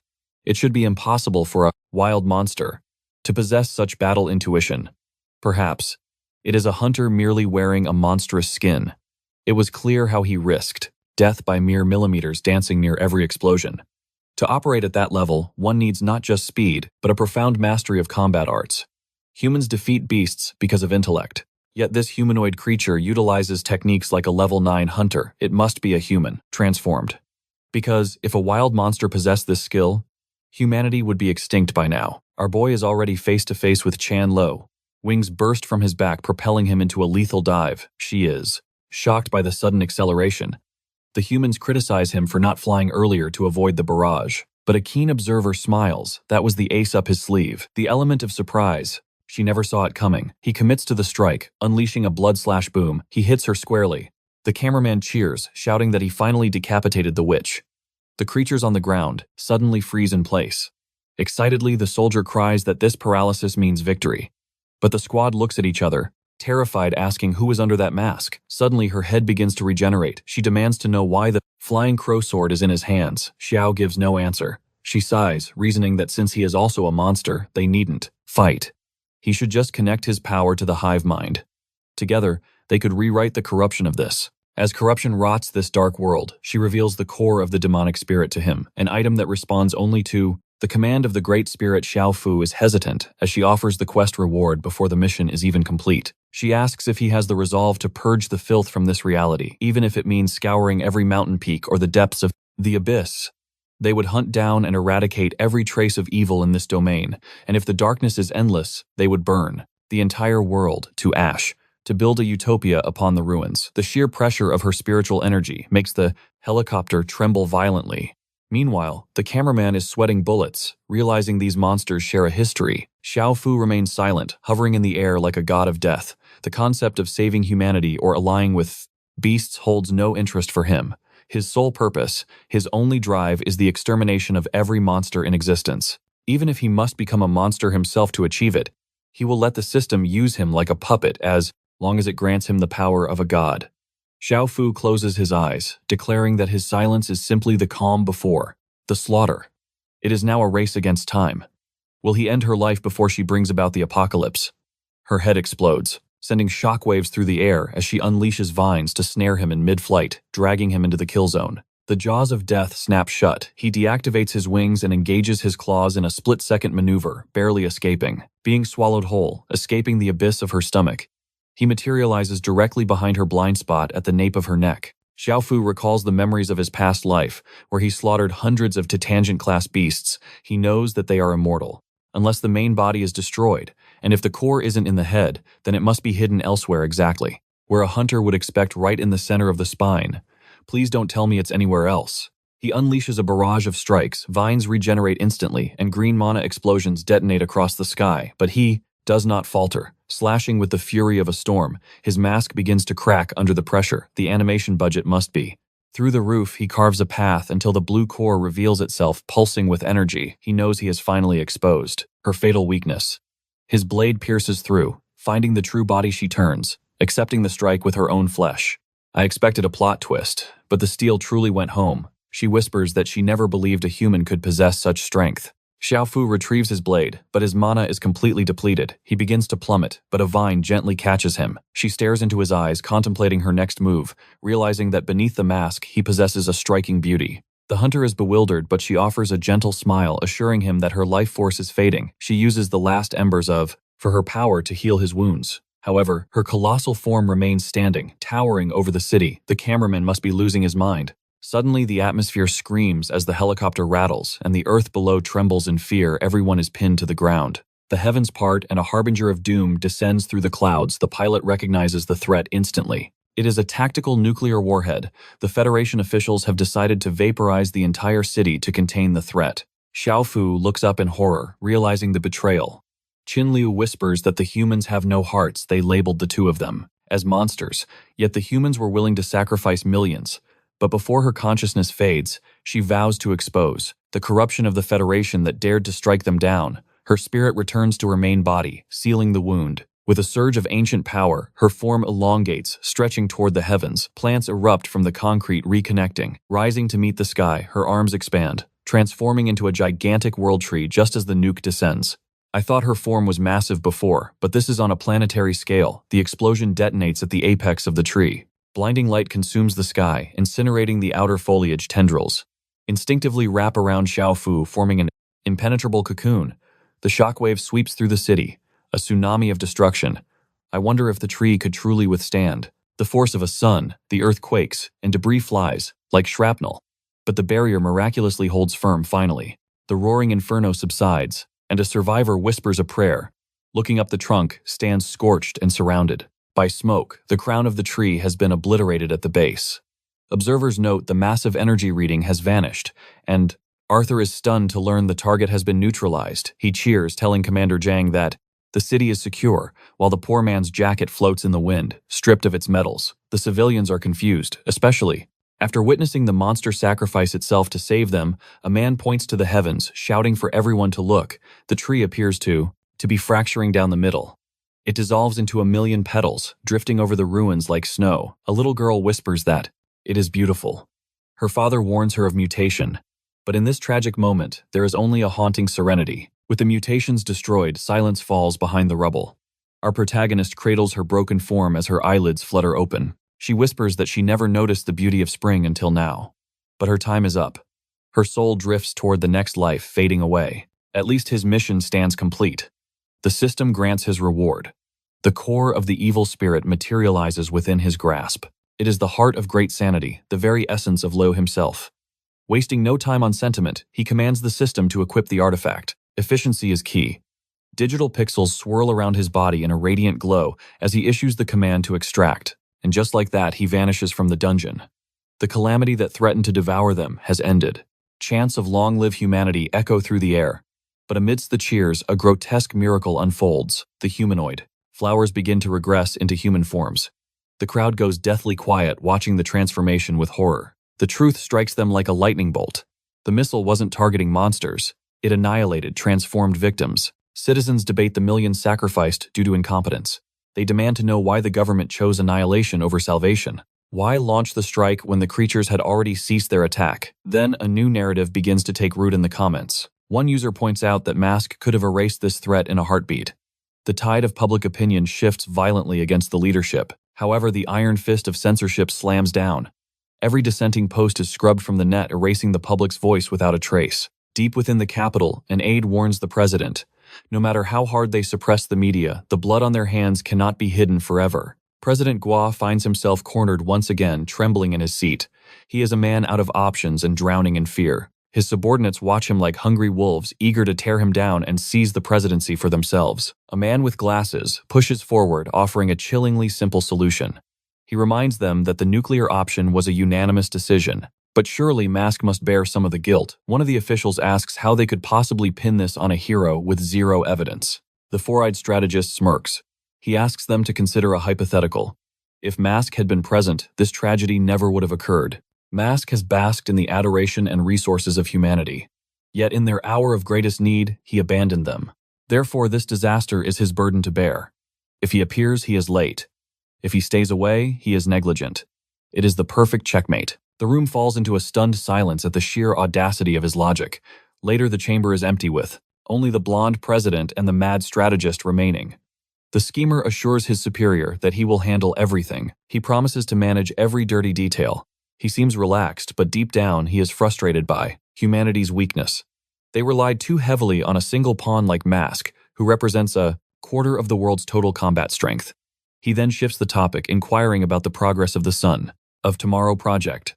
The subordinate reports that since experiment 268, the results have been promising. The subjects are surviving longer before the inevitable biological collapse. But this data is sufficient to prove that fusing human and monster DNA is viable. He slams the documents on the table.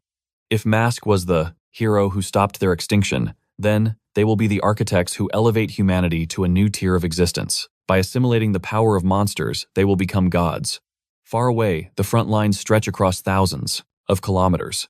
Geologically, it should have taken eons for the continents to merge into this super landmass.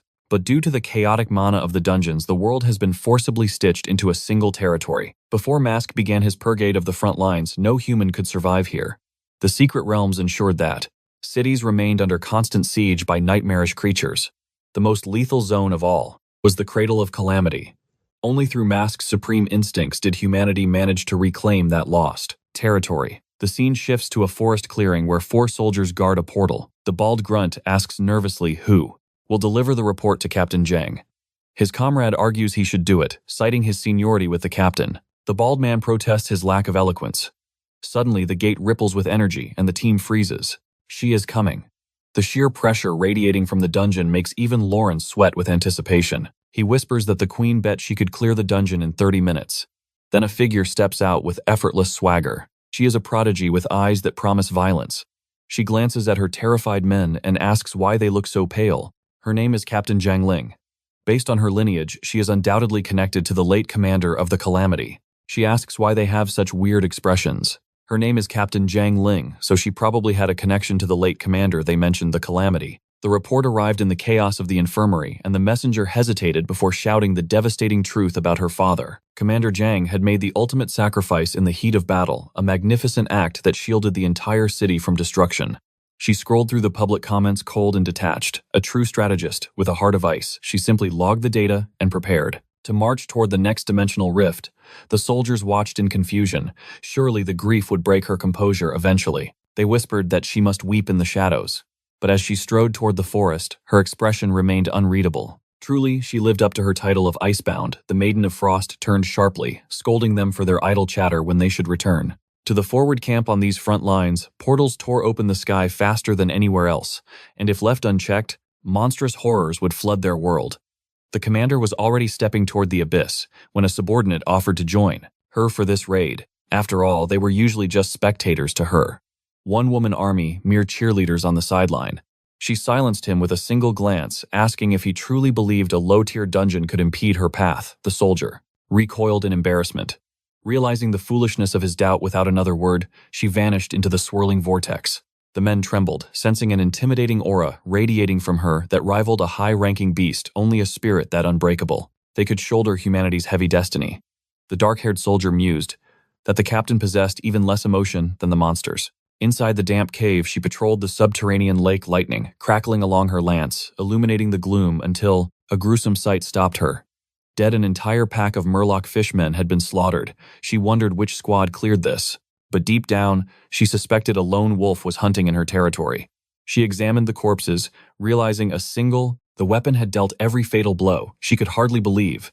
Another warrior dared to solo this secret realm just like her. Suddenly, her instincts screamed. A presence moved in the shadows. She flared her spiritual energy, focusing on the threat, a shark man. But the beast did not lung at her. Our mysterious hero dodged the attack with supernatural fluidity, leaving her stunned. How could someone with such a faint mana signature possess such transcendent skill? The boy was riddled with fatal wounds. Any normal human would have perished against 3 beasts long ago, yet he fought on. She activated her flash step and vanished. Hurling herself into the fray, she impaled the first beast, while the remaining 2 tried to flank her blind spot. She crushed the next one's neck, and with a blinding flash of lightning, decapitated the last foe in a single heartbeat. She turned to the peculiar warrior, demanding his name and purpose. Within this restricted zone, however, she noticed something terrifying. He was standing, but his consciousness had faded long ago. He collapsed, finally succumbing to gravity. The brutal injuries on his face proved his duel with the previous boss was a nightmare. She sighed, thinking he was capable, but realized he would only be another dead weight. Suddenly, the waters churned as the shark spawn tried to flee, giving way to a new wave of elite monstrosities. Rage flared in her eyes. This was becoming a nuisance. She leveled her lance, summoning the memory of her father, and hissed that these wretched filth deserved to be purged. Lightning flooded the 20 times rivalry entire cavern. Meanwhile, outside the rift, the bald soldier checked his watch, noting she was taking longer than usual for such a weak dungeon. They continued discussing the city's defense and the legendary bravery of Commander Zhang's final stand. The portal surface rippled, silencing their conversation. She emerged from the void, carrying our unconscious protagonist. This kid truly has a talent for getting entangled with high-ranking officials. The squad gaped, wondering if he was a human or a monster. The scene shifts to the bustling frontline camp, a fortress where war is the only reality they know. At least a quarter of the population here is bound to the military crusade, though the awakened try to blend into society. Healers remain a rare and precious resource, leaving regular doctors to patch up the carnage. The physician marveled that the Yamblek damage to this boy's body should have been lethal, even for an expert, yet a mysterious regenerative power was, stitching him back together at a rate the doctor had never witnessed before. Who knew our icy queen had the strength to carry him? The doctor diagnosed radiation-based injuries, but confirmed his monstrous vitality would have him standing soon enough. A commanding voice interrupted, stating there was no need for a hospital stay. It was the supreme commander of Camp Number 3. Liang, widely known as the Professor, his authority absolute. The narrative shifts to the recovery ward of Camp Number 3. Our boy lay in the infirmary, while the news broadcasted the grim details of the disaster, flashing images of the brave souls who traded their lives for the city's safety. Liang commented that the commander's death was a waste. The icy heiress, whose full name remained a mystery, stood silently by his side. The professor continued his philosophy, declaring that for warriors born of blood and steel, dying on the battlefield is akin to finally returning home. There is no benefit in dwelling on the past. He advises her to release the weight of her guilt. He turns to depart, but pauses. Before vanishing, he issues a curious command. Investigate the sleeper. The blade, resting beside the unconscious boy.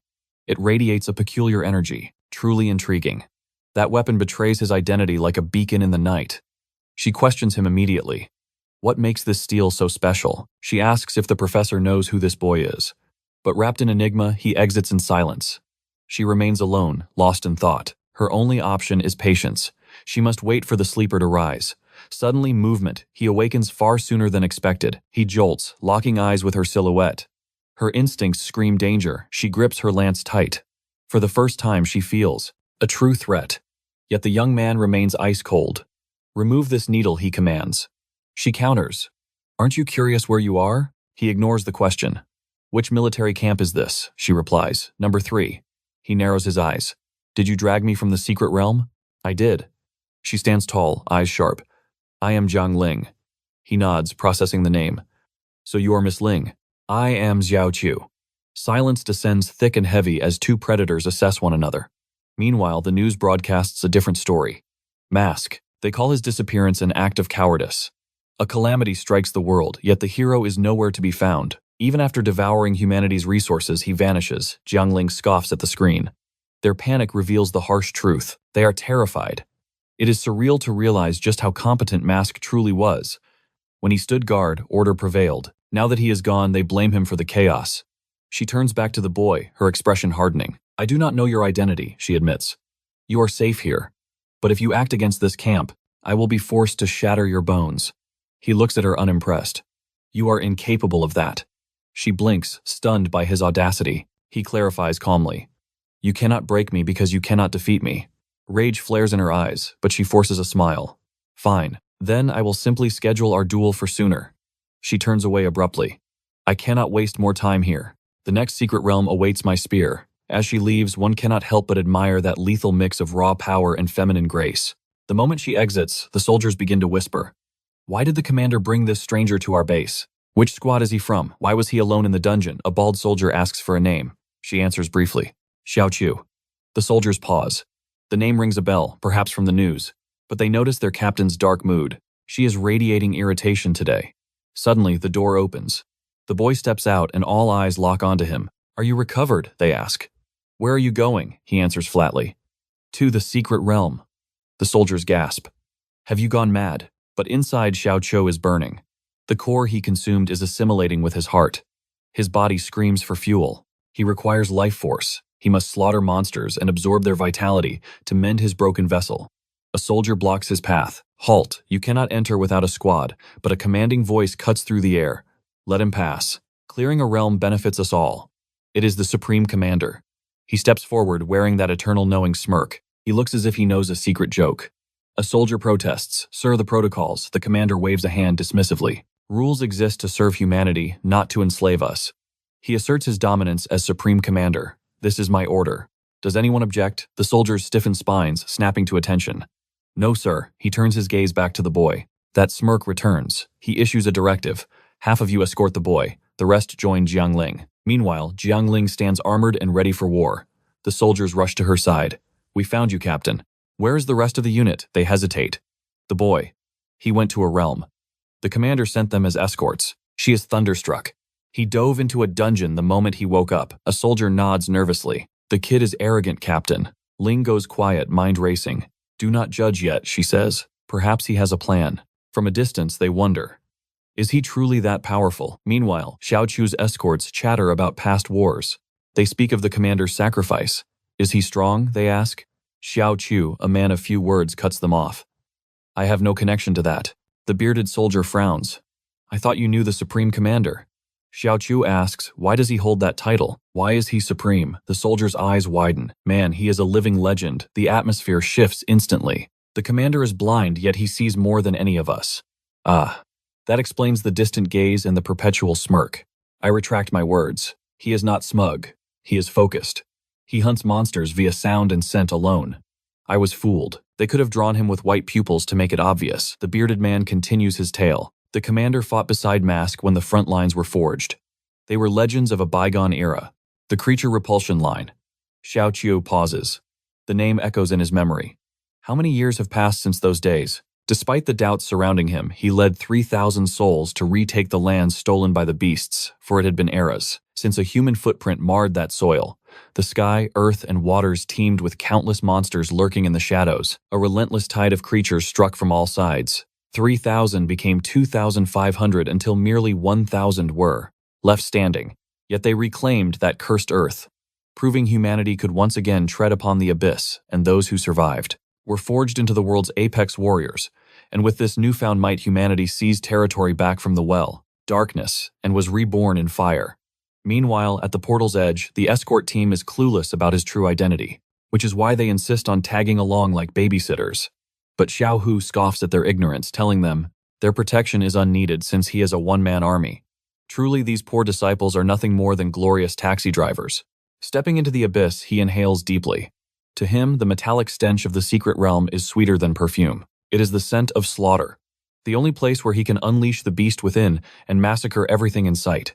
The first to emerge are the antlered wolves, and Xiao Hu faces them with cold indifference. He has only 3 minutes to maintain his demon form before his unrecovered body gives out, but for a hunter of his caliber, that is an eternity. He vanishes, in a blur of motion slicing through the horde, As expected, the beasts are carved apart before they can even scream, falling, dead to the earth. Their bodies dissolve, transforming into fragments of life energy that drift toward him like a river. Thanks to the dark heart he absorbed, he can now drain the essence of any creature, and this stolen vitality begins to knit his broken body back together. Outside, the escorts debate checking on him, worrying like anxious parents.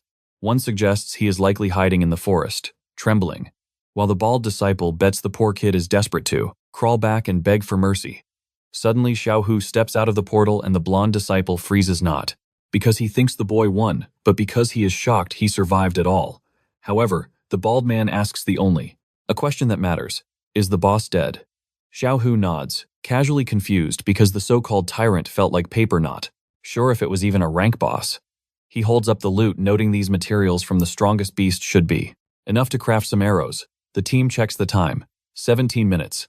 He was faster than the legendary Captain Jiang. The bald man gasps, noting her record was 30 minutes, meaning this rookie just shattered the ceiling in half the time. Shaken, the blonde disciple realizes that logically, this kid is twice as powerful as the Ice Queen herself. Xiao Hu ignores them, simply stating it is time for the next hunt. He moves like a storm, clearing dungeon after dungeon without pausing for breath. Sometime later, a scout finds a footprint in a cleared zone, realizing someone else has already swept through this portal. The tracks are fresh, implying a single group is blitzing through the realms. His comrade asks if this is the fourth or fifth already. He wonders if it is Xiao Hu on a rampage, but quickly dismisses it, believing it impossible for a rookie team to clear with such godlike speed. Surely it must be an elite squad from a rival military camp stealing their resources. Jiang Ling feigns indifference, saying it is good to have help, but beneath her calm mask fury is boiling. She demands to know who has the audacity to steal her glory. Later, when the team returns to base to register their spoils, the rewards are immense, potentially even granting a private session with the Supreme Commander. Upon arrival, she spots our protagonist at the counter, where the clerk is skeptical that he solo cleared 17 secret realms. The bald hype man slams the record sheet down, demanding they check the energy signatures which have vanished. The clerk admits the dungeons are empty, but struggles to believe a single squad did it. The bald disciple throws a sack, bursting with monster cores, onto the table as proof. Flustered, the four-eyed clerk apologizes, claiming it is just unheard of for anyone to conquer that many realms in one day. The bald man, now his biggest fan, proclaims that Xiao Hu was handpicked by the Supreme Commander himself. The clerk then hands over a mission for a realm near Camp 1, warning that 2 elite teams have already perished there, but perhaps these monsters can handle the heat. Xiao Hu accepts without hesitation. The bald man continues his praise, shouting that he is even mightier than Jiang Ling. Suddenly, the clerk coughs loudly, signaling him to look behind. He better run, because the tigress has arrived. The bald man, sweating bullets, claims he was just hyping Xiao Hu up to keep him motivated. Then a soldier grabs the list, pointing out that these cleared areas match exactly where they found nothing. Jiang Ling confronts Xiao Hu, asking if he is the culprit. He confirms it, and she finally understands the arrogance he displayed while unconscious in the hospital. Our boy wonders why this woman hates him, unaware their destinies are colliding. Her fighting spirit ignited, she accepted the deadly commission not for duty but for the thrill of the hunt. A duel was proposed. Who would claim the boss's head first? Baldy grinned, seeing his captain's warrior pride awaken. Jiang Ling studied the mission sheet. Meanwhile, our protagonist realized why the system had guided him here. The pieces fell into place. Memories of his past life flooded back. He knew the tragedy that occurred on this very day. But while he stood in silence, the blonde scout's eyes narrowed. That cold expression, that lethal blade style. The scene shifts to the command center of base number 3. The scout delivers his report with trembling excitement. The commander scoffed. A convicted killer from D-City wandering freely in a hazardous zone, it seemed impossible. Yet the scout stood firm. He had studied the movements, the breathing, the killing intent. It matched perfectly. There was no doubt in his mind. The condemned assassin they had hunted for so long was right under their noses. The chief's eyes darkened. He agreed to personally observe the suspect alongside Miss Jiang the following day. The blonde spy smirked. If he could frame our boy and expose him, he would be the hero who saved the base. But he had no idea he was walking into a dragon's den. Frankly, their chances of survival were dropping to 0. Before the gaping maw of the abyss, the team pleaded with Jiang Ling. This gate was a death sentence. 2 elite squads had already vanished into the dark. Yet like our stoic hero, she remained unmoved by fear. A true queen of the battlefield. She commanded them to follow but issued a sharp warning, do not interfere. The contest was between her and Xiao Chu alone, The blonde, bearded spy watched confused by the commander's delay. But the curtain was rising, and he had a front-row seat to the carnage. The group stepped into the void. The massive tunnel swallowed them whole. One scout reported stable vitals, temperature and air were normal, but instincts screamed otherwise. The walls felt like they were closing in, suffocating them with an unseen pressure. If a horde ambushed them here, there would be no retreat. A sudden wind carried the scent of rot from the deep. Darkness stared back at them. The loudmouth froze as hundreds of glowing eyes pierced the gloom. The enemy had arrived. Fear gripped the squad. Emerging from the shadows was a grotesque tower of scales, crocodiles stacked like a nightmare. Jiangling did not flinch. She stepped forward, her spear humming with mana. The beast wave crashed down. She simply raised a hand. Judgment time. Azure lightning erupted, a beam of pure destruction filling the tunnel. When the smoke cleared, only ash remained. The bald subordinate trembled. One strike. Absolute annihilation. He warned our protagonist to stay sharp. The Iron Rose was not holding back today. She was out for blood. Xiao Chu sighed. To him, this rivalry was nothing but a childish game beneath his notice. They ventured deeper into the belly of the beast. 10 minutes of eerie silence passed without a single encounter. Jiangling halted. They had crossed the death line where previous teams lost contact. Yet the floor was clean, not a single corpse. Had they been devoured whole? Or perhaps erased by a power even greater than her lightning? Suddenly a scout pressed his ear to the cold stone. His eyes went wide. Did anyone else hear that rhythm? The others thought he had gone mad, but then the earth began to scream. The tunnel convulsed violently. A gale-force wind slammed into them. A titan crocodile massive enough to scrape the ceiling charged. Intimidation aura rolled off the beast in waves. Jiangling wondered if this was its unique skill. But does a dragon fear a lizard? She scoffed. Such cheap tricks would not work on a hunter of her caliber. While she prepared for glory, Xiao Chu calmly drew his blade. He drove the steel into the solid rock. Jiangling launched forward, her spear piercing the titan's maw. Simultaneously, our boy twisted his blade deep into the earth. He channeled his energy into the floor. Suddenly, the ground beneath the titan convulsed. A second massive tremor and then silence. He clicked his tongue. With witnesses around, he couldn't absorb the souls. Wait. Realization dawned on the group. 2 kills. At the same instant, he hadn't missed. He had struck something else. The subordinates fell back in shock. There wasn't just one monster. There was an ambusher underground. Jiangling demanded answers. Even she had sensed no tremors. She realized her fatal flaw, tunnel vision. Her eyes were fixed on the visible threat. Without Xiao Chu's intervention, her team would have been meat on a skewer. He spoke calmly. In a closed dungeon, death often strikes from below. It was a basic rule of survival. The scout was dumbfounded. He heard nothing, yet this man felt the earth's heartbeat. The level gap was infinite. To him, this battle was mere child's play. After facing the literal gods of the void, predicting where these beasts would teleport was instinctual. The tank spreads his arms, praising their incredible skill, but Jianling cuts the celebration short. Hold your applause. The boss hasn't shown itself yet. If it had, the loot would have dropped. The atmosphere instantly shifts. Fear grips the team as they wonder what nightmare rules this realm if times that times wasn't. The main event. Perched atop the monster's corpse, she issues a grim warning. Stay sharp. Death could strike in a heartbeat. The men apologize for being dead weight, but she shakes her head. We are a unit. Truthfully, they don't look like a cohesive squad. But her words ignite a fire in their bellies. They are ready to prove their worth. After navigating the tunnel's darkness, they face a massive steel gate. The pressure leaking from behind it confirms the boss awaits. Jianling makes the call. The lower-ranked hunters will guard the entrance. Only she and Xiao Chu will descend into the abyss. The team agrees to wait for their safe return. With synchronized strength, the duo turns the heavy mechanisms. The gates groan open. They step into the suffocating fog, and the heavy doors seal their fate behind them.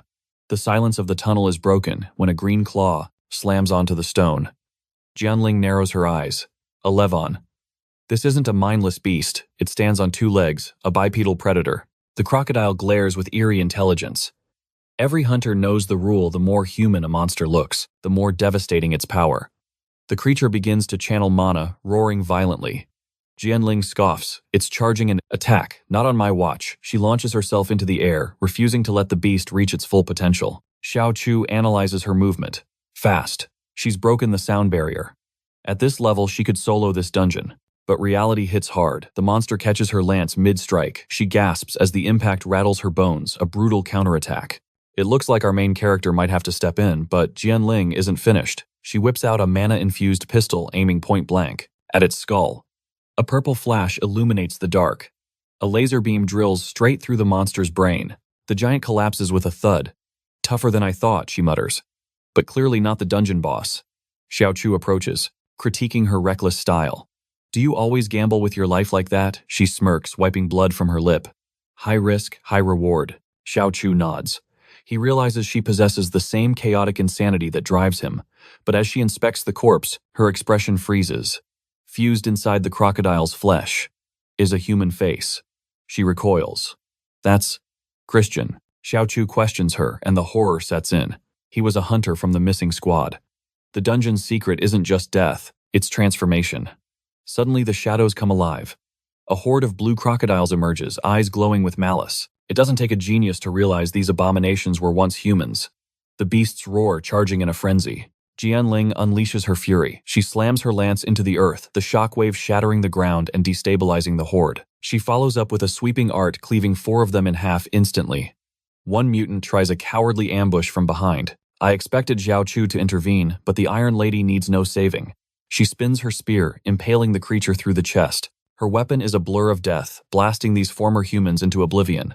They've traded their humanity for speed, she notes, but they've lost their minds in the process. It's a tragic slaughter. Then she remembers her partner. She glances over to see Xiao Chu effortlessly decapitating a beast. Another lunges at his blind spot, but he simply ducks, boringly efficient before slicing it into ribbons. In seconds, the poor souls are put to rest. Jianling confirms the grim truth. The missing hunters have all been turned into dungeon fodder. The mystery deepens. Beyond the carnage, 3 ominous pillars stand tall. They turn their gaze and witness 2 monsters kneeling in worship. It's a dark altar.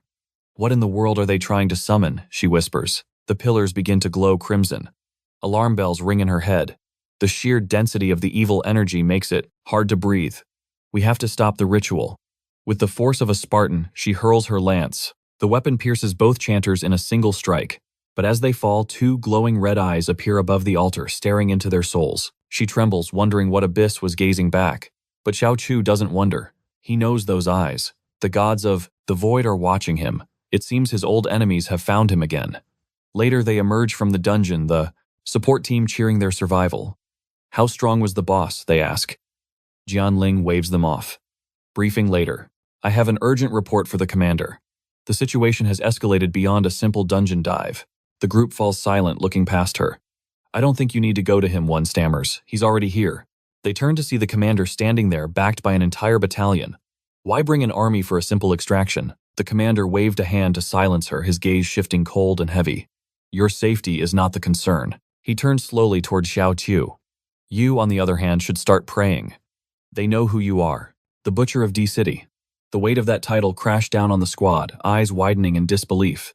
Why is a murderer here? Someone whispered. The blonde soldier scoffed. I checked the database myself. It's him. Jiangling's aura flared with sudden rage, but Xiao Chu didn't flinch. Correct, he said, his voice void of emotion. I am exactly the monster you think I am. The blonde soldier grinned, thrilled to have hunted down the truth. Will he be executed? Jiangling demanded. The commander shook his head. Federal fugitives on the front lines are exempt. He falls under military jurisdiction now. The laws of the city do not apply in this hell. Confused murmurs ripple through the soldiers. Why protect a killer? The commander's eyes narrowed. I reviewed the massacre, the commander stated darkly. And honestly, I would have done the exact same thing. A shockwave of silence hit the room. If everyone had the guts to do what he did, humanity might actually survive. That is enough, he commanded his authority, crushing the tension. No one in Military City 3 speaks of this again. Violate this order, and you will be exiled to the wastelands. The threat hung in the air like a blade. As the squad dispersed, Jiangling remained, her hands trembling. Commander, we need to speak about the dungeon. The others waited outside, terrified. The bald soldier looked at Xiao Chu with new eyes, realizing he stood next to a reaper. Inside the office, Jiangling's voice shook. Those statues. What kind of entity demands that level of worship? The commander sighed, the weight of the world on his shoulders. They were altars to the gods of the void. Gods. Jiangling froze. I thought the disaster rank monsters were the peak. You're telling me there is something higher. We are fighting a losing war, he admitted. We kill the beasts, but we never touch the masters holding the leash. Until we destroy the source, the secret realms will continue to spawn until they swallow the earth whole. Then we strike the source, she insisted. The commander laughed, a dry, hopeless sound. Kill a god? Impossible. The presence you felt was merely a shadow of a monster god. Just one of them could erase this city. They exist in the dimensions between portals, he explained. Unreachable, untouchable, watching us. A single exhale from a void god creates 1,000 dungeons. We are fighting a storm with a paper umbrella. Jiangling felt her reality shattering. A power scale beyond comprehension. How have we survived this long? Calm yourself, the commander said, his voice steadying her. We are not defenseless cattle just yet. There was one, he murmured reverently.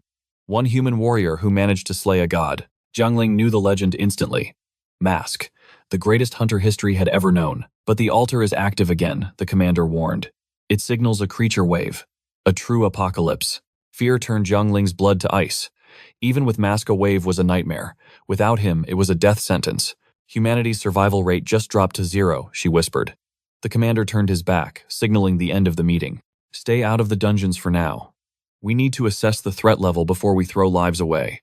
And you, he added, looking at her rigid posture. Stop fighting like a machine or you'll lose your soul to the war. She opened her mouth to argue, but he cut her off.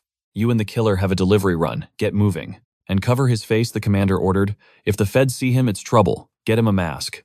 A faint smile touched his lips. Maybe something vintage. A tribute to the legend himself. Wouldn't that be poetic? The scene shifted to the scorching desert, where a steel leviathan tore through the sand dunes. Inside the armored transport, the mood lightened. Check it out. The classic mask design. It looks legendary. The bald soldier groaned. Welcome to the armored train. It's bumpy, it's loud, but it's the only thing that survives out here. We know, a squad mate laughed. You give the same speech to every rookie. Why the manual delivery, though, another asked. Digital comms are down, the bald guy grew serious. Classified intel, he whispered. Whatever is in these letters, the higher-ups don't want it intercepted. Suddenly, a metallic clatter echoed from the roof. The bald soldier's eyes snapped to the ceiling. Movement. He drew his weapon in a heartbeat, killing intent flooding the carriage. We are being tailed. We are in M2 territory, the black-haired soldier cursed. The monsters are breaking the perimeter. History nearly repeated itself. Humanity was on the brink of extinction because they waited for the nightmare to come to them. Pedal to the metal. The engine roars in desperation until one survivor leans out drawing his bow. He looses an arrow into the dust. At first I was baffled. Why fire into the empty road? But then, the camera pans back. A pack of ravenous wolves is snapping at their heels. A little heads up would have been nice. The archer is a machine, claiming he's culled over 30 of these beasts. But the horde is endless. Click. The quiver is empty. Panic sets in as he gropes for salvation that simply isn't there. He's a sitting duck. A massive alpha wolf lunges for the kill. Suddenly, boom. A streak of flame tears through the sky. The beast is incinerated mid-air. A critical hit. The survivors cheer, realizing the cavalry has finally arrived. It's the armored train, a fortress on wheels thundering right beside them. Honestly, how do you miss a steel behemoth like that? The train's turrets unleash hell, but accuracy is optional. Apparently they blow out the car's tire. Chaos ensues as the vehicle skids out of control. A harpy descends from the heavens. But it picked the wrong day to hunt, snuffed out in the blink of an eye. The car flips in a spectacular crash, the monster is dust, and the battered survivors crawl from the wreckage. Only now does the adrenaline fade. They weren't being hunted. They were being saved. The steel fortress grinds to a halt. Our protagonist's squad steps onto the battlefield. The soldiers scream, "Run, you fools!" It's suicide to fight them, but their screams die in their throats. Watch closely as their fear turns to absolute shock. Witnessing Jian and our main character carve through the horde like butter, pure dominance, they had no idea humans could possess such overwhelming power. Finally, we get to see Jian's elite squad in action. I don't even know how to rank this level of skill. She dances with her blade, a whirlwind of death. And our boy, still rocking that tacky mask for heaven's sake. He stands there like an unmovable statue with a blank stare. In mere moments, the massacre ends. Silence falls over the blood-soaked sand. Clean up this mess, Jianling commands, cool as ice. Get the wounded to the train. The survivors can only stare dumbfounded by the pile of wolf corpses. They stumble forward, awestruck. Are you? The military elite from city number 3. This guy is sharp. He already suspects their origins. I've heard the rumors, he stammers. The team with the spear goddess and the masked mystery. Word travels faster than light in this wasteland. But wait, didn't our boy just put that mask on? Talk about instant fame. The loudmouth scans the group. I've never heard of this guy, though. You blind idiot. Do you have any idea who is behind that mask? The black-haired youth hesitates, unsure of his cover story. Baldy steps in to save the day. This is Xiao Qiu, a new recruit but a monster in combat. The scarred veteran nods solemnly. I know that name. He's destined to rival the guild leader himself. The squad gets down to business. Why the hell were you chased by an army? The truth is grim. They were raiding a secret realm when the spawn rate spiked. It's a setup. They blame the administration for the bad intel. They sent us in blind. The seal on that dungeon had shattered long ago, and nobody noticed until it was too late. Jian's eyes narrow. Broken seals. The survivor explains the nightmare scenario. Gates are tearing open everywhere near their base. The defense line is crumbling. Their containment strategy has failed completely. It's total anarchy out there. Jian Ling connects the dots. This isn't random. It's the prelude to a monster wave. We need to move. To the military city immediately. Scene shift. The fortress city stands defiant against the wasteland. Compact, but heavily fortified. A sentry scans the horizon, his expression grim. Teams go out, but they don't come back. The statistics are horrifying. 30 squads deployed. Only 3 returned today. 7 yesterday. The wasteland has swallowed the rest. All these rifts opening up, it means more overtime for us, he grumbles. Even the watchmen might be forced into the grinder soon. Suddenly, movement on the horizon. The desert train is returning. Relax, his partner scoffs. Just refugees from another city. Let's welcome them in. Standard procedure: signal the flags, halt the train for inspection. But something is wrong. Very wrong. The train isn't slowing down. It smashes through the perimeter wall like it's made of paper. Boom. Smoke and debris fill the air. Survivors rush to the crash site. The top hatch blows open. Someone is ejected from the cabin, or rather thrown out like a rag doll. A heap of limbs hits the ground. Is that a hunter? But something else stirs within the steel beast. I thought our boy was undergoing a legendary evolution. But no. A nightmare crawls into the light. A giant golden beetle. What in the world is that thing doing inside the train? It's not alone. A swarm spills from the wreckage. Look at the size of those mandibles. Pure nightmare fuel. Run for your lives. The sentry fires desperately. A perfect shot to the center. But what good is aim when you're already dead? The defense line crumbled in mere seconds as the base was consumed by chaos. It wasn't a battle. It was a massacre. The swarm overran everything, commanded by a monster standing amidst the carnage like a true overlord. The pressure he emitted was palpable, his silent orders coordinating the Legion with terrifying efficiency. Meanwhile, on a different transport, tension filled the air. A crewmate questioned Commander Xiang, doubting the beast's strategy. He insisted monsters lacked intelligence, placing his faith in the stationed Rank 7 hunter to hold the line. But Xiang turned away, her gaze cold. She knew against a true monster wave, a Rank 7 was nothing. Even a Rank 9 hunter would be walking into their grave against a catastrophe of this magnitude. Suddenly, her pupils dilated in horror. In the distance, Military City 2 was already a blazing inferno. The radio crackled with the screams of the dying, a desperate transmission from the abyss. The message was clear: the city had fallen. They were begging for reinforcements, but hope was already dead. The High Commander had been slaughtered, and the chain of command had crumbled into ash and dust. On the horizon, only black smoke and the thunder of explosions remained. Jiang Ling confirmed their worst fears. The city was lost to the wave. Yet with eyes of steel, she ordered the helm to hold course straight into hell. The bald subordinate protested, calling it a suicide run into a nest of monsters. But she refused to yield. They would charge in, save any survivors, and uncover the truth behind this nightmare. Frustration boiled over as a fist slammed against the wall. Curse those elites from Stellar City, he roared. By taking away the masked hero's power, they had doomed them all. The beasts sensed the predator was gone. The cabin fell into a heavy silence until the bald scout tried to shatter the gloom with a distraction. He pointed at Xiao Hu. Have you noticed? His physique, his height. He is a mirror image of the mask. It is like a perfect replica standing right here, he joked. A living statue of our hero. The cosplay is flawless, they teased. It is almost as if the real legend is among us. When asked if he could fill those shoes, our protagonist's eyes gleamed. Yes, I am the mask. The squad erupted into laughter, demanding autographs, unaware they were jesting with the true hidden master. Or perhaps they were just desperate for a hero. Either way, the air shifted around them. Jiang Ling cut through the banter.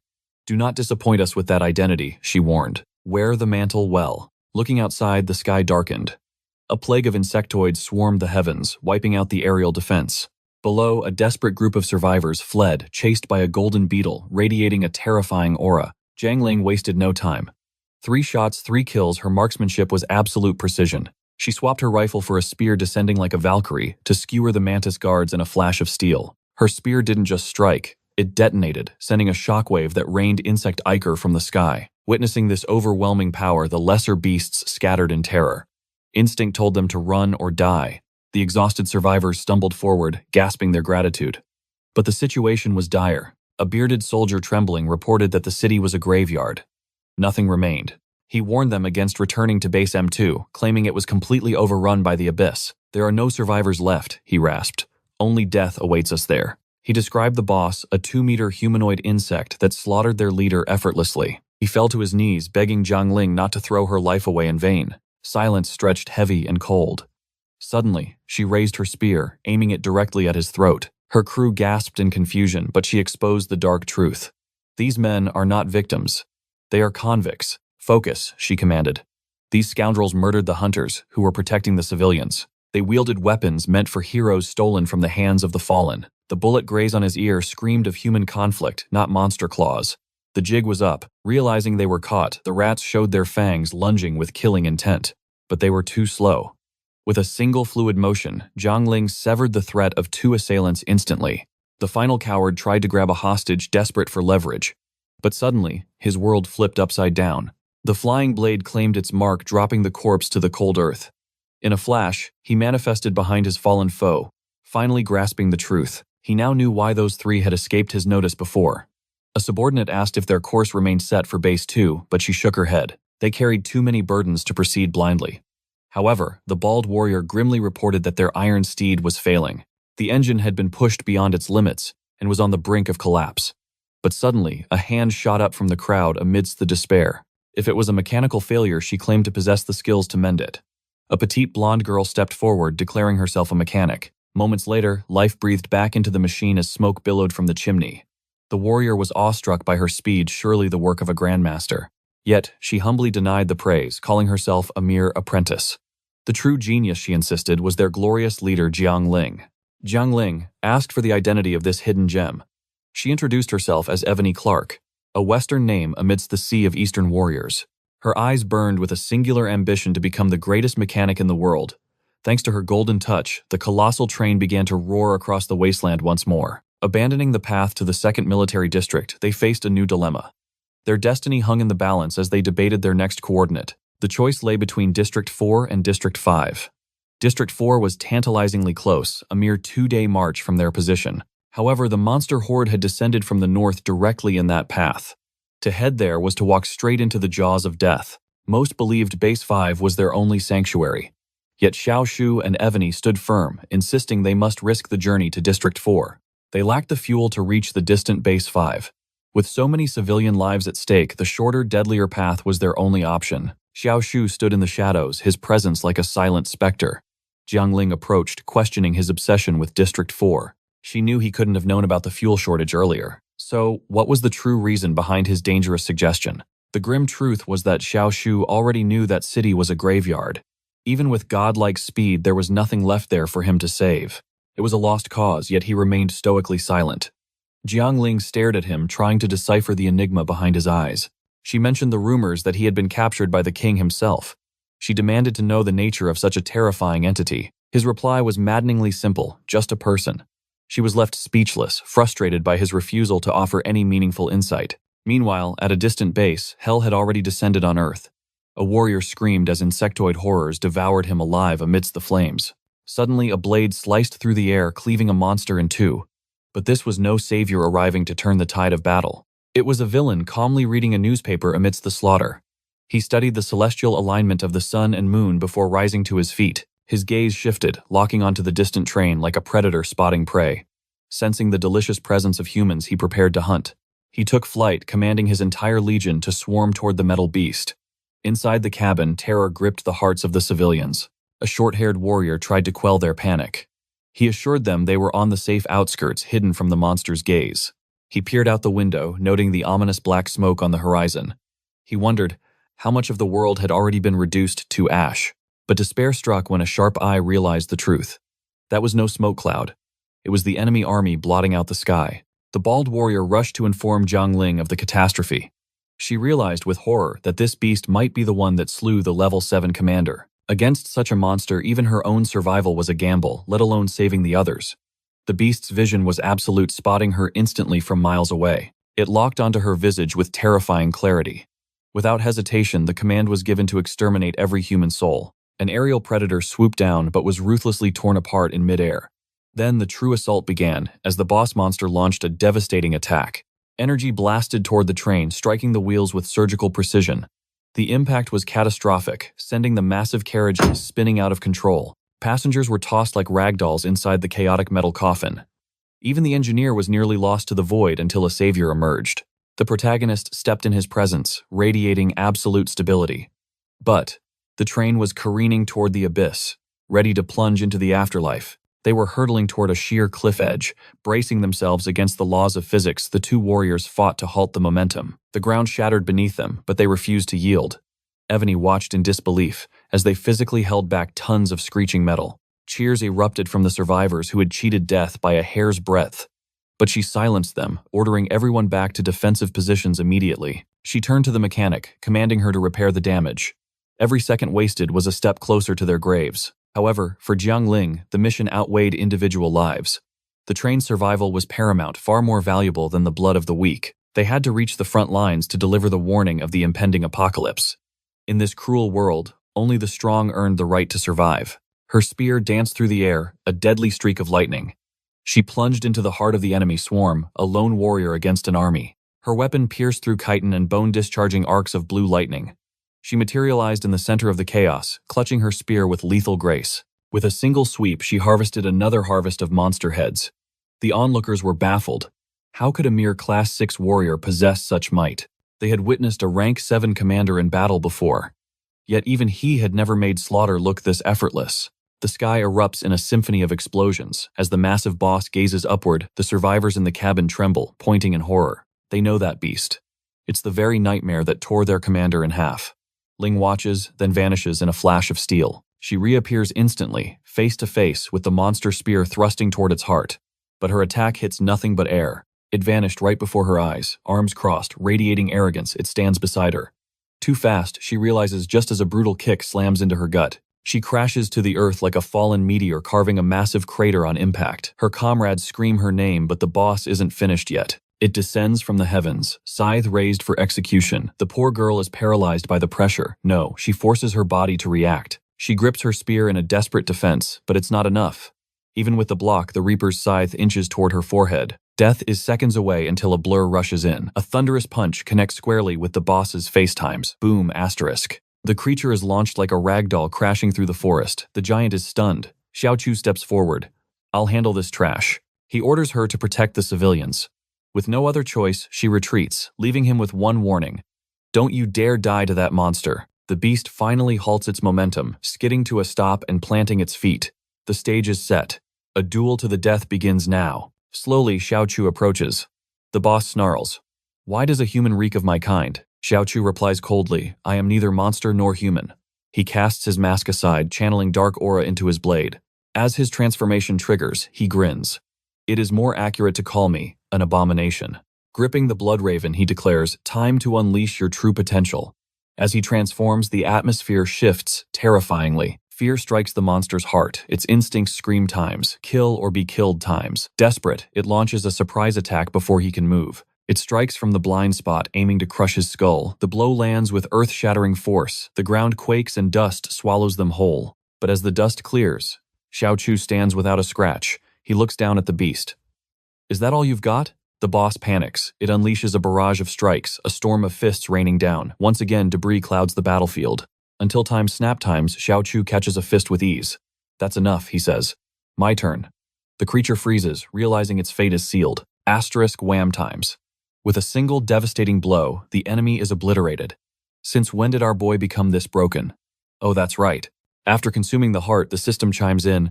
A monster chosen by the gods has been exterminated. This beast served the god of deceptive wisdom. The raven blade hums thirsty for power and begins draining the creature's essence. Green aura explodes outward, an eye opens on the blade, new skill unlocked. The sword transforms into a swarm of hundreds of ravens. They surround the target, devouring its blood. Even Xiao Chu is amazed, as the weapon strengthens itself right before his eyes. Meanwhile, the lesser insects are scattered corpses. A short-haired soldier calls out, "Sector clear. Sir, no casualties." But the bald captain frowns, scanning the horizon. Where is he? What happened to Xiao Chu and that boss? Silence. Stretches. Until a shout breaks it. He's back. Our boy returns through the heat haze, that stylish mask back in place. The captain asks, trembling, "Did you handle it?" Xiao Chu nods calmly. Yes. The soldiers are floored. That monster had single-handedly wiped out a Class 7 commander. Later, the train cuts through the endless desert. As civilians tend to the wounded, Ling approaches our silent protagonist. "Thank you," she whispers. "For what?" He feigns ignorance. "Don't play dumb," she insists. "You know very well you saved my life." "Don't worry about it," he replies. But she presses on. "Your growth. It's unnatural. It's almost like you are the legendary Mask himself. In the blink of an eye, he has shattered the limits of humanity." Suddenly, Ebony interrupts. "Bad news. The comms are dead. We can't reach any nearby bases. But the issue isn't with their tech." "Is the equipment broken?" Jiang asks. "No," Ebony replies, pale. "Something is blocking us, jamming the signal from all sides. It is as if a god wants them isolated in this wasteland." Suddenly, ding times. The system window appears. Xiao Chu's blood runs cold. Emergency quest: exterminate the monster wave. An army approaches, led by a monster god, intent on crushing humanity's front lines. The objective is survival. The reward: half-step transformation monster god form. The train rumbles on, blind and deaf to the world. While they travel in silence, suddenly static crackles. A signal from Base 4 breaks through. "Please respond." "That's strange," Ebony mutters. "It was dead silent yesterday." Ling clenches her fist. "We have no choice. Answer them." She grabs the receiver. "This is the survivors of Military Base 3.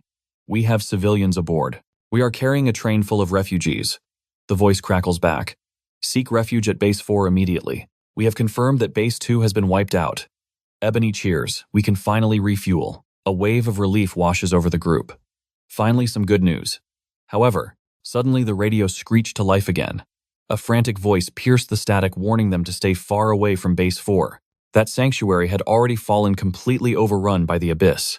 Ebony shook her head in denial. Since when did beasts possess the intellect to mimic human speech? But Zhongling froze the memory of those crocodile-human hybrids flashing in her mind. She realized with horror that the nightmare was real. The monsters were evolving. Desperate for answers, she snatched the communicator and demanded the truth. "Tell us," she cried. "How can the entire base be teeming with monsters?" The voice trembled, claiming to be refugees fleeing the carnage of Base 4. "It was destroyed 2 days ago," they wept. "A wave of beasts breached our defenses. We opened the gates. We were fools." The slaughter was absolute. Even the 3 Level 8 commanders had fallen in the clash. The group stood paralyzed with shock. Level 8 represented the pinnacle of human strength warriors, worthy of the title hero. If even they could bleed and die, what hope remained for the rest? Yet the voice on the radio begged them, "Do not trust anything else you hear." He hurriedly rattled off a new set of coordinates, urging them to redirect the train. But before they could react, a second transmission hijacked the frequency. "Proceed to the city for immediate interception," the new voice commanded. Suffocating tension filled the train car. Everyone was frozen in a sea of doubt. They turned to their leader, eyes wide with fear amidst the chaos. "What is our move?" they pleaded as paranoia began to take root. Were the refugees lying? Or were the monsters themselves speaking, trying to lure them into a slaughterhouse? Since Base 3 boasted 3 Level 8 warriors, the choice seemed impossible. Ji turned to Shu, desperate for the Regressor's insight. Shu's expression remained cold as steel. "We go to neither," he declared. "Both paths are traps laid by death." Memories of his past life surfaced. The resistance had crumbled for this very reason. It was the work of the creature known as deceptive wisdom. Under that beast's command, the Horde learned to mimic, deceive, and enslave humanity. However, a frown marred Shu's face as he analyzed the timeline. In his previous life, Base 4 had never fallen. They held the line until the counterattack. This deviation, was it because he was no longer on the front lines? The butterfly effect was in motion, shifting the world in directions he could not predict. He could not tell if this change was a blessing or a curse. Yet he steeled his resolve. Whatever the outcome, it could not be worse than the total extinction of his past life. Hours later, they trudged through the dense forest toward a makeshift camp. With their fuel reserves depleted, this was their only lifeline. Upon arrival, hope flickered. The structures appeared human-made. Survivors from Camp 4 emerged to greet them, smiles on their faces. But it was a facade. In truth, these people had been reduced to nothing more than the monster's hunting dogs. They were puppets following orders to lure fresh meat into the grinder. But before the trap could snap shut, Shu made his move. The power of the Raven awakened, unleashing a storm of death upon the traitors. In a flash of steel, he reaped a good portion of the enemy forces. They cleared the remaining puppets with ease, but victory demanded a price. A few of Evany's allies lay dead on the cold ground. It wasn't your fault, they told her, but she remained drowning in guilt. Shu watched her, wondering if this tragedy was another ripple of his return. Past or present, the timeline was broken. But one thing was certain, they were back on the train, and the truth was approaching. Zhang Ling realized the grim reality. Base 4 went silent when we did. They were deceived just like us. That was how the fortress fell. Evany shuddered, unable to comprehend that beasts could possess such terrifying intellect. Shu confirmed her worst fears. The god known as deceptive intelligence has descended. He lacks raw power, but his mind is a weapon. A master of manipulation, almost impossible to track or kill. Evany gazed at his weapon, sensing the overwhelming aura it emitted. That sword. What is it, she asked. It is the Blood Raven, he replied. A gift from a friend. A heavy silence fell. That friend was Yan Kong, a man who died by Shu's own hand. He felt the weight of their judgment, a burden he had carried 1,000 times. But in this life, he sought no understanding, only survival. Suddenly, the scout shouted, binoculars pressed to his eyes. Look to the mountain, smoke is rising from the other side. It was the wave of monsters. A literal ocean of beasts was crashing toward them. They are marching on the military base, Ling observed, terror in her voice. Just like us. Then the bald man gasped. Look again, reinforcements have arrived. Futuristic tanks crested the hill, unleashing a symphony of destruction. Energy beams tore through the sky, obliterating the creatures in an instant. Excellent teamwork, Lan praised, watching the monsters burn. The bald man turned back, relief washing over him. Our allies are finally here. He stepped out to greet the military group from Base 3. I am from the Resistance, he shouted, but instantly dozens of weapons were leveled at his head. Don't move, came the cold command. A warrior with a colossal sword on his back stepped forward, radiating killing intent. The bald man tried to speak, but the warrior silenced him with a glare. Speak and you die. Why do you treat us as traitors? They cried, confused by the hostility. You emerged from the monster horde unscathed, the warrior spat. That is impossible for humans. Tension reached its breaking point until a voice cut through the air. Do not panic. A figure emerged from the ranks. It is our dear blind friend. The scene shifts to the imposing military base 1. This fortress houses the Field of Redemption, a purgatory where suspects of high treason are exiled. Moments later, Officer J arrives. It seems our fierce warrior Ling is already behind bars. What is happening? J reassures her about Base 3. They escaped just in time, leaving nothing behind but a devastating surprise of explosives. However, this brings no comfort. It means the government abandoned a fortress worth trillions. J explains the grim reality. She was imprisoned because humanity has fractured. Traitors have started pledging allegiance to the monsters. She tells him not to worry. She understands the protocol. But one question burns in her mind. Do these beasts truly possess human-level intelligence? Jay confirms her worst fears. It is the work of the god-level calamities. Ancient and terrifying entities. Unfortunately, that is the extent of his knowledge. She must seek the truth herself. For now, they remain caged until their next deployment. With those parting words, he vanishes. She ponders the weight of his advice. Turning back, she surveys her cell. She shares this space with our protagonist. Thankfully, there are separate bunks. She notices his intense focus. Why is he obsessed with the military map? He replies calmly that he is hunting for an active volcano. Suddenly, the television blares. An announcement echoes regarding the reinforcements from Star City. They have finally arrived at the front lines. The broadcast urges soldiers to remain calm. Help is here. But Ling feels only rage. Even in the face of apocalypse, the elite care more about public image than survival. Still, their presence on the battlefield is undeniable. Suddenly, a guard darkens the cell door. Quarantine is canceled immediately. What is the meaning of this? They were denied even a single night of rest. The guard returns their weapons, the cold steel heavy in their hands. They will be assigned to assault teams. Ling realizes the investigation was cut short. If they are being deployed now, the situation on the outside must be catastrophic. Xiao Shu speaks up. He demands the girl Evany Clark for his squad. Moments later, the recruits gather. They must form their unit immediately. Ling scans the crowd with skepticism. Is this all that remains of the redemption camp? The officer nods grimly. The elite have already been claimed. She scoffs. A weak ally is a liability worse than solitude. The officer interrupts, telling her to focus. He hands her a communicator to coordinate the team. She dismisses it, but Xiao Shu's eyes light up. He grabs the device, knowing its tactical value. Their orders are clear. Proceed to the northwest border, a dead zone. Our protagonist accepts without flinching. The officer is baffled by his confidence. Did he not hear the briefing? That sector is a slaughterhouse. Xiaoshu smiles. That is exactly why he chose it. He then demands military maps, explosives, and additional manpower. Ling stares at him, then commands the officer to obey the boy's request. They have made their choice. The officer complies but cannot understand their death wish.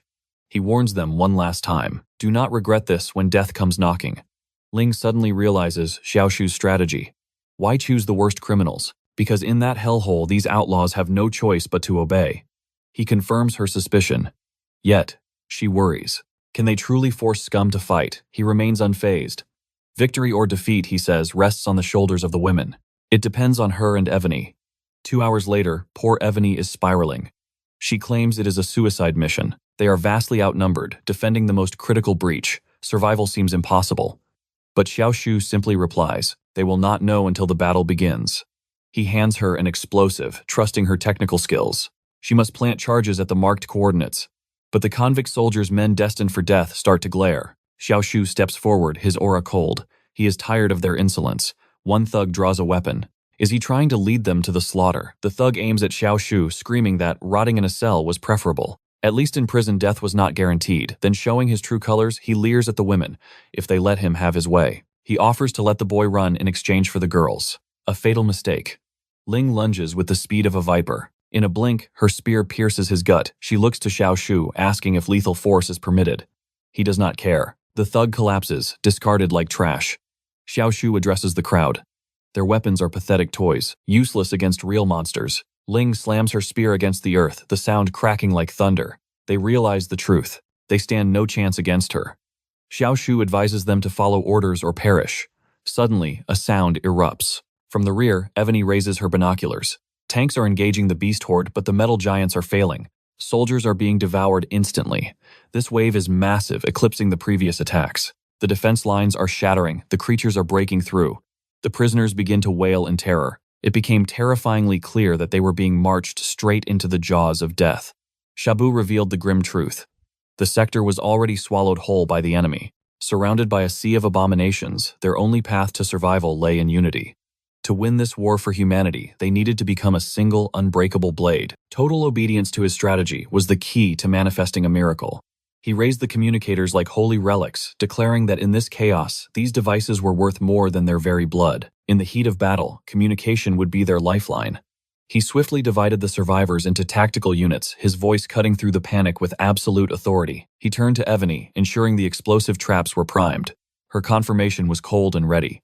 But suddenly, the radio crackled with a frantic report. Team B was screaming over the comms. They had stumbled into a nightmare nest of monsters. Frozen in the forest like prey, they resigned themselves to a gruesome end. But Shabu's voice commanded them to snap out of it. He ordered an immediate retreat 300 meters to the south, his mind calculating every variable. Their orders were precise: rendezvous with Team D, deploy grenades to create a smokescreen and sprint for their lives. The soldiers were baffled, wondering if their commander possessed the gift of foresight. How could he possibly know the flow of battle so perfectly? Moving through the dense tree line, they suddenly halted, staring into the face of despair. A raging river blocked their path, teeming with even more beasts on the far bank. Yet it seemed Shabu had predicted even this stalemate, orchestrating the chaos like a grandmaster. Awe began to replace fear. His tactical genius was undeniable. With no other option, they followed the plan, hurling explosives before diving into the retreat. The grenades detonated with a deafening roar. The beasts survived the blast, but when the smoke cleared and the soldiers looked back, the enemy had vanished into the trap. The monster's shrieks echoed through the air as Shabu continued to bark coordinates. Suddenly, the entire forest seemed to erupt, a chain reaction of destruction consuming the landscape. He watched like a hawk as two desperate squads broke cover, a horde of nightmares nipping at their heels. Finally, the scattered units merged into a single fighting force. They sprinted toward the main rendezvous point, adrenaline pumping. The seasoned outlaws were left speechless. This man had actually managed to herd the monsters like sheep. His insane gamble was paying off. Emboldened, they unleashed a storm of grenades, raining fire upon the massive swarm of monstrosities closing in on them. Even the criminals were grinning now, realizing they might actually survive this apocalypse. Once the tactical maneuvering was complete, they retreated to the mountain peak, the final stage of Shabu's design. Now came the finisher. Zhang Ling summoned his lightning, unleashing a high-voltage surge that detonated the ring of explosives planted around the perimeter. The explosion triggered a catastrophic chain reaction. The nearby dormant volcano ruptured, unleashing not lava but a devastating torrent of water trapped within its crater. The flood descended like the wrath of a god. Trees, boulders, and thousands of screeching monsters were obliterated in seconds, swept away by the unstoppable current. The miracle Shabu promised had been delivered in spectacular fashion. High above, the generals of Star City watched in stunned silence. This man had defied every law of probability. However, corruption runs deep in this world. Instead of honoring the hero, they began praising a man named Sun Ming, crediting him with the brilliant strategy. As a fake gesture of mercy, a transport plane arrived. The prisoner squad believed their freedom was finally at hand, expecting their sentences to be commuted for saving the army. But reality is cruel. They were thrown back into their cells, used and discarded. Rage boiled in their veins when they realized their valor had been stolen by the elite. This betrayal was the final straw. Inside the prison walls, the fires of rebellion began to burn. They now had every reason to tear the system down, one guard at a time. The scene shifts to the opulent commander's mansion. Sun Ming listened with disinterest to reports of a prison riot, his expression one of arrogant boredom. He found it annoying, considering he had gone through the trouble of retrieving those expendable pawns from the front lines. A subordinate urged him not to worry. The solution was simple: slaughter the rebels before they became a nuisance. However, there were still 3 observers from the military cities watching their every move. Sun Ming scoffed, his eyes cold.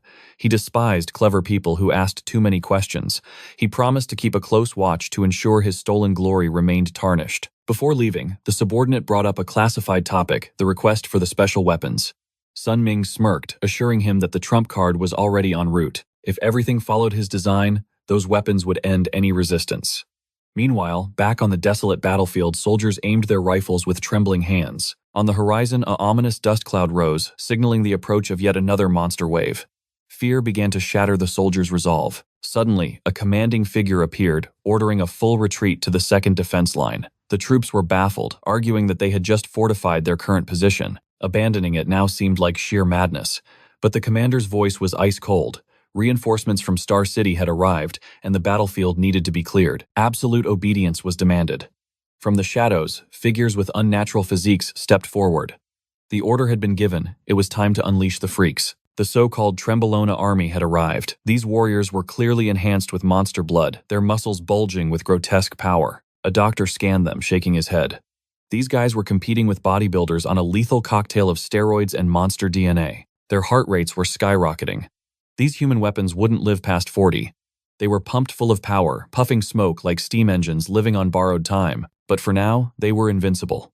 Their eyes gleamed with a feral hunger as they charged headfirst into the slaughter, abandoning all humanity. The medical staff called it insanity, injecting such volatile substances without hesitation.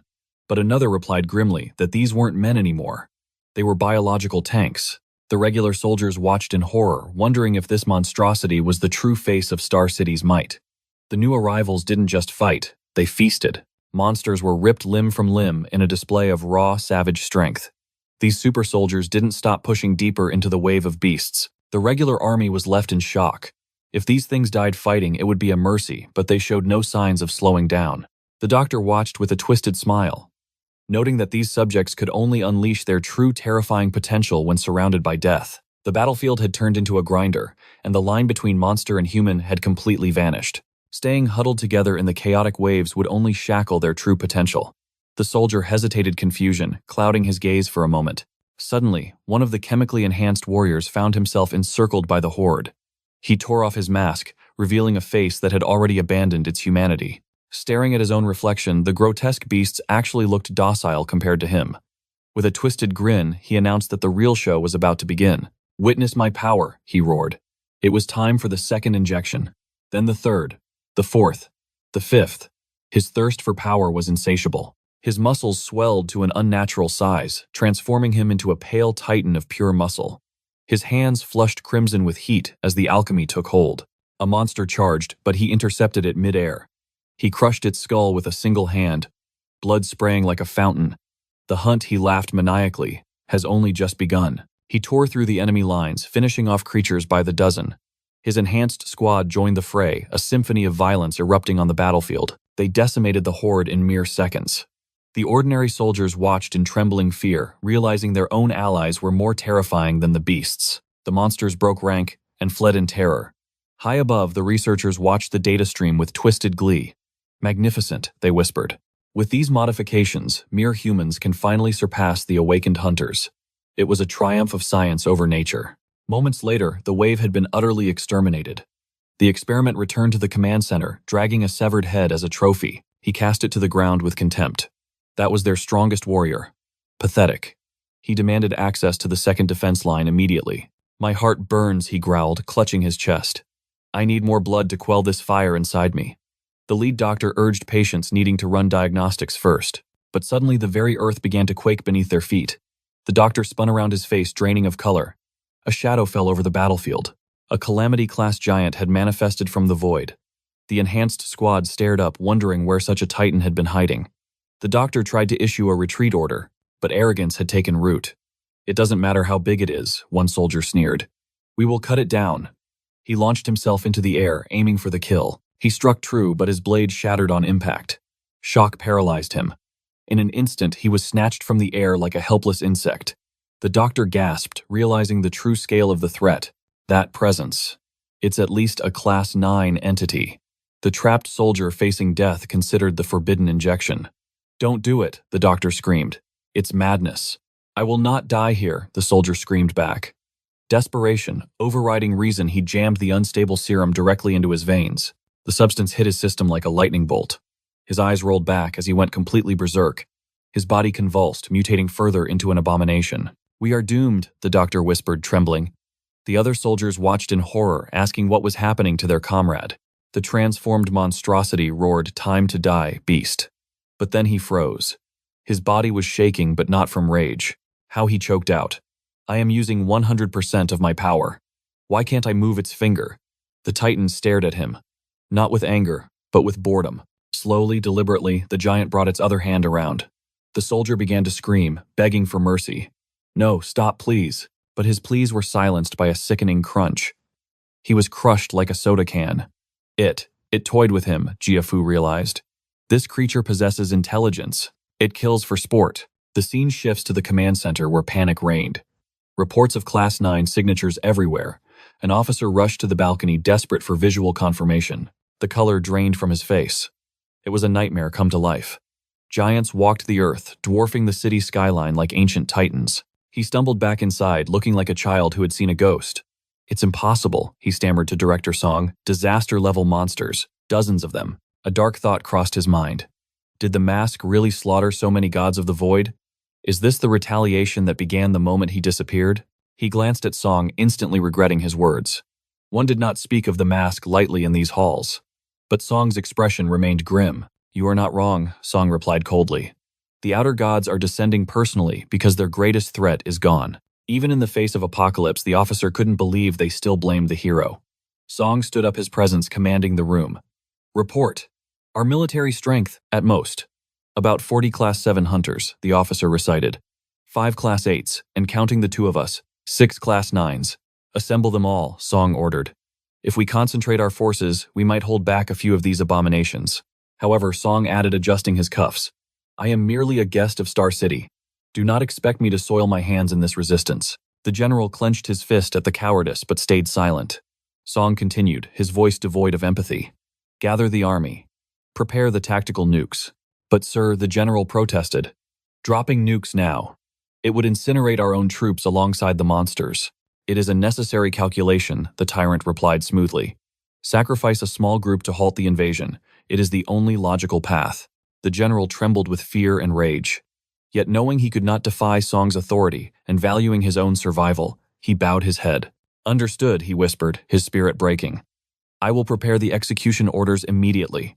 Meanwhile, chaos erupted in the city streets. To the walls. Fight for your lives. Lena froze amidst the panic, her eyes widening as she gazed upward. A colossus pierced the clouds. She realized exactly what nightmare stood before them. Shark, she whispered.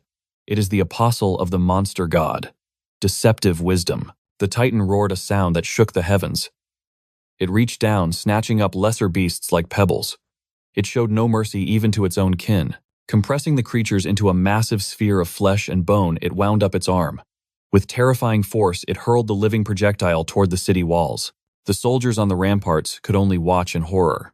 It wasn't just an attack, it was a living meteor shower raining down death upon them all. The Beast Titan launches its assault. But something is wrong.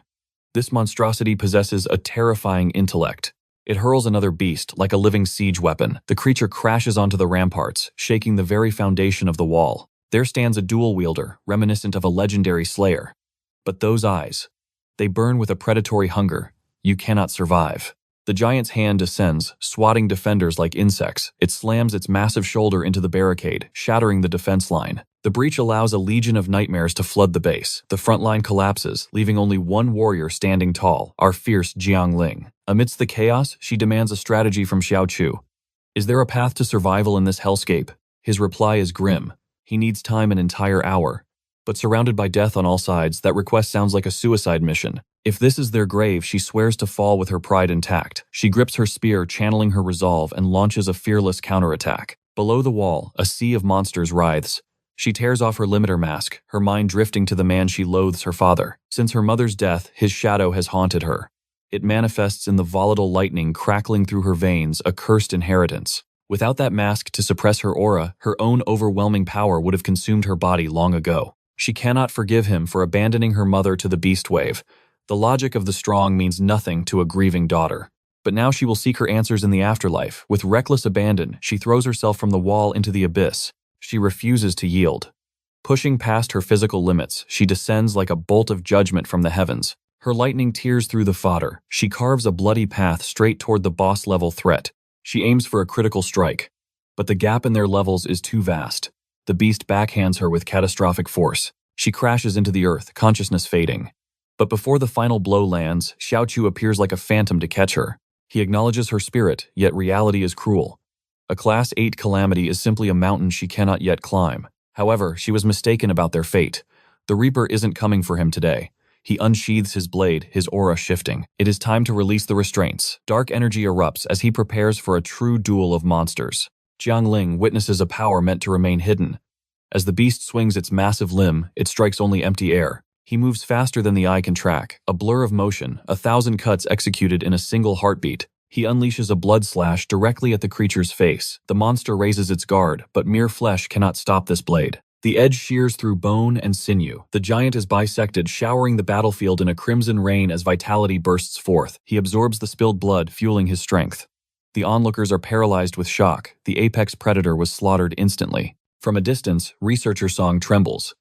To see a natural humanoid monster, it defies all their artificial experiments. If he can secure that specimen, humanity's evolution and his own glory would leap forward by centuries. Suddenly, the radio crackles with doom.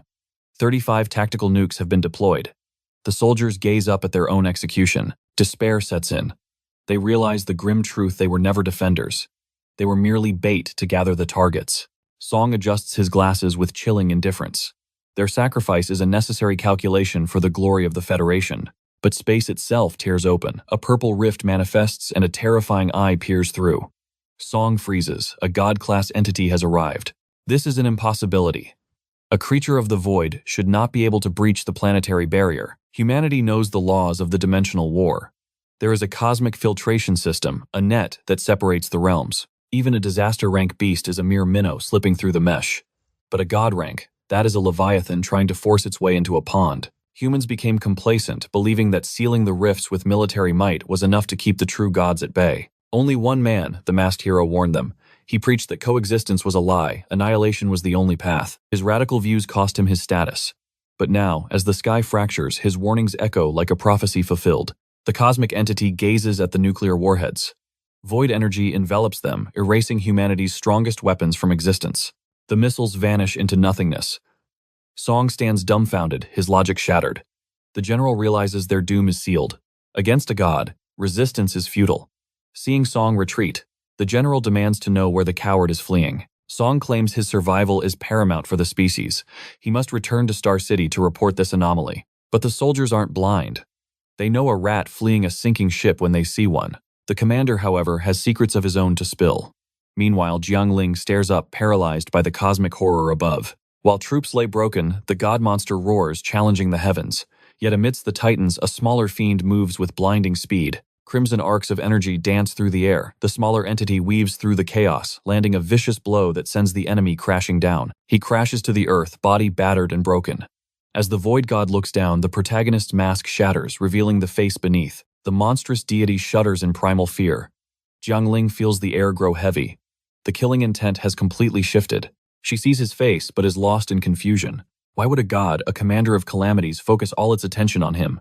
A mere human holding a god's gaze. It confirms her suspicions. He really is the legendary masked man. The Void God stares, but our boy meets that gaze with eyes of cold steel. You're trembling. Jiangling realizes the impossible. The god is terrified. It chooses retreat over death. The entity dissolves back into the void, abandoning its conquest. With the master gone, his summoned horrors crumble into dust. The remnants scatter like rats. Finally, silence falls over the ravaged battlefield. Soldiers erupt in cheers. We did it. Humanity survives. But lying broken on the ground, Xiao Fu scoffs internally. That wretched god. Always a coward. In his past life, Xiao Fu invaded the Void Realm countless times, but the deceptive wisdom always hid in the shadows. It only dared to show its face after Xiao Fu retired his power. To think it would flee at the mere sight of him now, he got lucky. Gods are typically level 13. It couldn't sense his current weakness and chose survival over risk. A perfect outcome. The monster wave is halted. But now the spilled blood on the battlefield begins to drift, flowing straight into him. Power surges, consumed by a lust for carnage. He must suppress this urge to devour everything. Suddenly a voice cuts through. Who is he really? Jiangling steps forward. He is an ally, a hero named Xiao Fu. He saved us, but a soldier points an accusing finger. Look at him. That's no human. That's a monster. Song shouts, forget his actions. Look at his form. He's clearly not on humanity's side, he claims. He was involved in the D-City disaster. Wherever he goes, creatures follow. The military nods in agreement. He brings calamity. Jiangling screams, are you blind? Didn't you see him save you? Even if he is a monster, he is the only shield humanity has left. The commander barks, silence. You protect this beast because you're compromised. You're all conspirators in this attack. As frontline commander, I order your immediate arrest. Surrounded by traitors. One fool tries to slash Xiao Fu, but our protagonist catches the blade with bare hands. He sends the attackers flying effortlessly. The commander, blinded by arrogance, throws a punch, but Xiao Fu blocks it with a casual flick of his wrist. The commander freezes, unable to comprehend the strength gap. Song rushes in for a grapple, but Xiao Fu seizes his arm and twists. Bone shatters. Xiao Fu draws his blade. You called me a monster. He slashes without hesitation. Blood paints the concrete. Xiao Fu stands amidst the carnage, eyes void of emotion, staring down the fools who dared provoke him. He locks eyes with the captain. The officer stammers, ordering soldiers to charge, but they are lambs to the slaughter. Shadows coalesce into a raven horde. In a blink, Xiao Fu appears right beside the fleeing commander. Leaving so soon, traitor, the commander screams. What are you planning? Xiao Fu whispers. Don't worry. I'm just doing what monsters do. He strikes blood sprays like a fountain. Jiangling watches, paralyzed by terror. Best to stay silent, girl. Suddenly, boom, a figure crashes into the ground. Genji arrives. Apologies for the delay. This man possesses senses sharper than a beast. He smelled the truth amidst the lies from the very start. He bows to the masked man. Humanity has awaited your return. Come to Star City. We will restore your command. The army, the weapons, the glory. It will all be yours again. But Xiao Fu remains a man of few words. Silence answers him. Genji senses a chilling aura as Xiao Fu simply vanishes into thin air. Later, the screens light up. Breaking news. Thanks to the Union forces, humanity has achieved a legendary victory. Over 1 million beasts eradicated, 25 Class 8s and 12 Class 9s destroyed. They show the fallen heroes, calling it a glorious sacrifice. But then they flash Xiao Fu's face labeled criminal. This traitor conspired with monsters, causing mass casualties. The public watches in shock. He looks so ordinary. A politician takes the stage. Silence. While brave soldiers bled for this land, traitors lurked among us. We will hunt them down. Justice will be served. The crowd roars in anger, demanding blood. Do not let the criminal escape. Suddenly, a reporter grabs his cameraman. Point the lens up. Now. High above the city, silhouetted against the moon. Our boy stands watching. Run, you fools. The real nightmare has just begun. The tension spikes to a suffocating level. Civilians scatter like leaves in a storm while these thugs draw their pathetic steel. I'll admire their bravery if nothing else. But he weaves through them like smoke, delivering humiliating strikes left and right. 3 more rush in. They earn 3 more devastating slaps. Confusion reigns. He isn't even using a fraction of his true power. Reinforcements flood the scene, but the atmosphere shifts. His aura flares to life as he walks calmly toward the chaos, locking eyes with He Yao. In that split second, He Yao knows. It is Xiao. Terror grips his heart like a vice, for he has seen the footage of this monster's strength. The man everyone believed to be the legendary masked hero. No one knew the face behind the mask but this. This was the moment destiny had been waiting for. The masked hero is revered by the nation, but He Yao clings to a sliver of hope. Perhaps this new power gives him a fighting chance. Xiao steps closer, his presence expanding like a tidal wave. He Yao whispers frantic reassurances to himself, desperate to act. The target is right there. But while He Yao trembles, clutching his enhanced weapon with sweaty palms, Xiao simply ignores him. He walks past the ant and approaches the microphone. Yao's legs give out, crushed by the sheer killing intent. Xiao finally reveals the truth to the world. He is the masked man. A wave of confusion washes over the crowd. Wasn't he branded a criminal? The revelation strikes hard. Even Jiangling stands paralyzed in shock. He addresses the masses, declaring his return not as a shining hero, but as the absolute necessity, the savior humanity cannot survive without. Mask or no mask, it makes no difference. He is the only one capable of dragging them from the brink. He stands as the sole beacon in this encroaching darkness. His brief absence proved one thing: without his strength, the world would spiral into the abyss. The crowd is thunderstruck. The hero they remembered was humble. But this man, he radiates the dominance of a sovereign. He silences them with cold logic. They exiled him out of fear of his overwhelming power. But he declares that weakness is not a sin. Arrogance is. And this time, he is not asking for permission. He is seizing every resource to ascend to the peak of strength. A chilling proclamation echoes out. From this day forward, the world belongs to him. He aims to become a true monster among men. The audacity is breathtaking. Jiangling finally understands her mentor's ancient warnings. She realizes why Xiao held such knowledge of the gods. Overwhelmed by a storm of emotions, tears stream down her face. And strangely, the crowd does not flee. They are thrilled. They witness the return of a legend. Some even drop to their knees in worship. The hype is absolute. If you want to see more domination like this,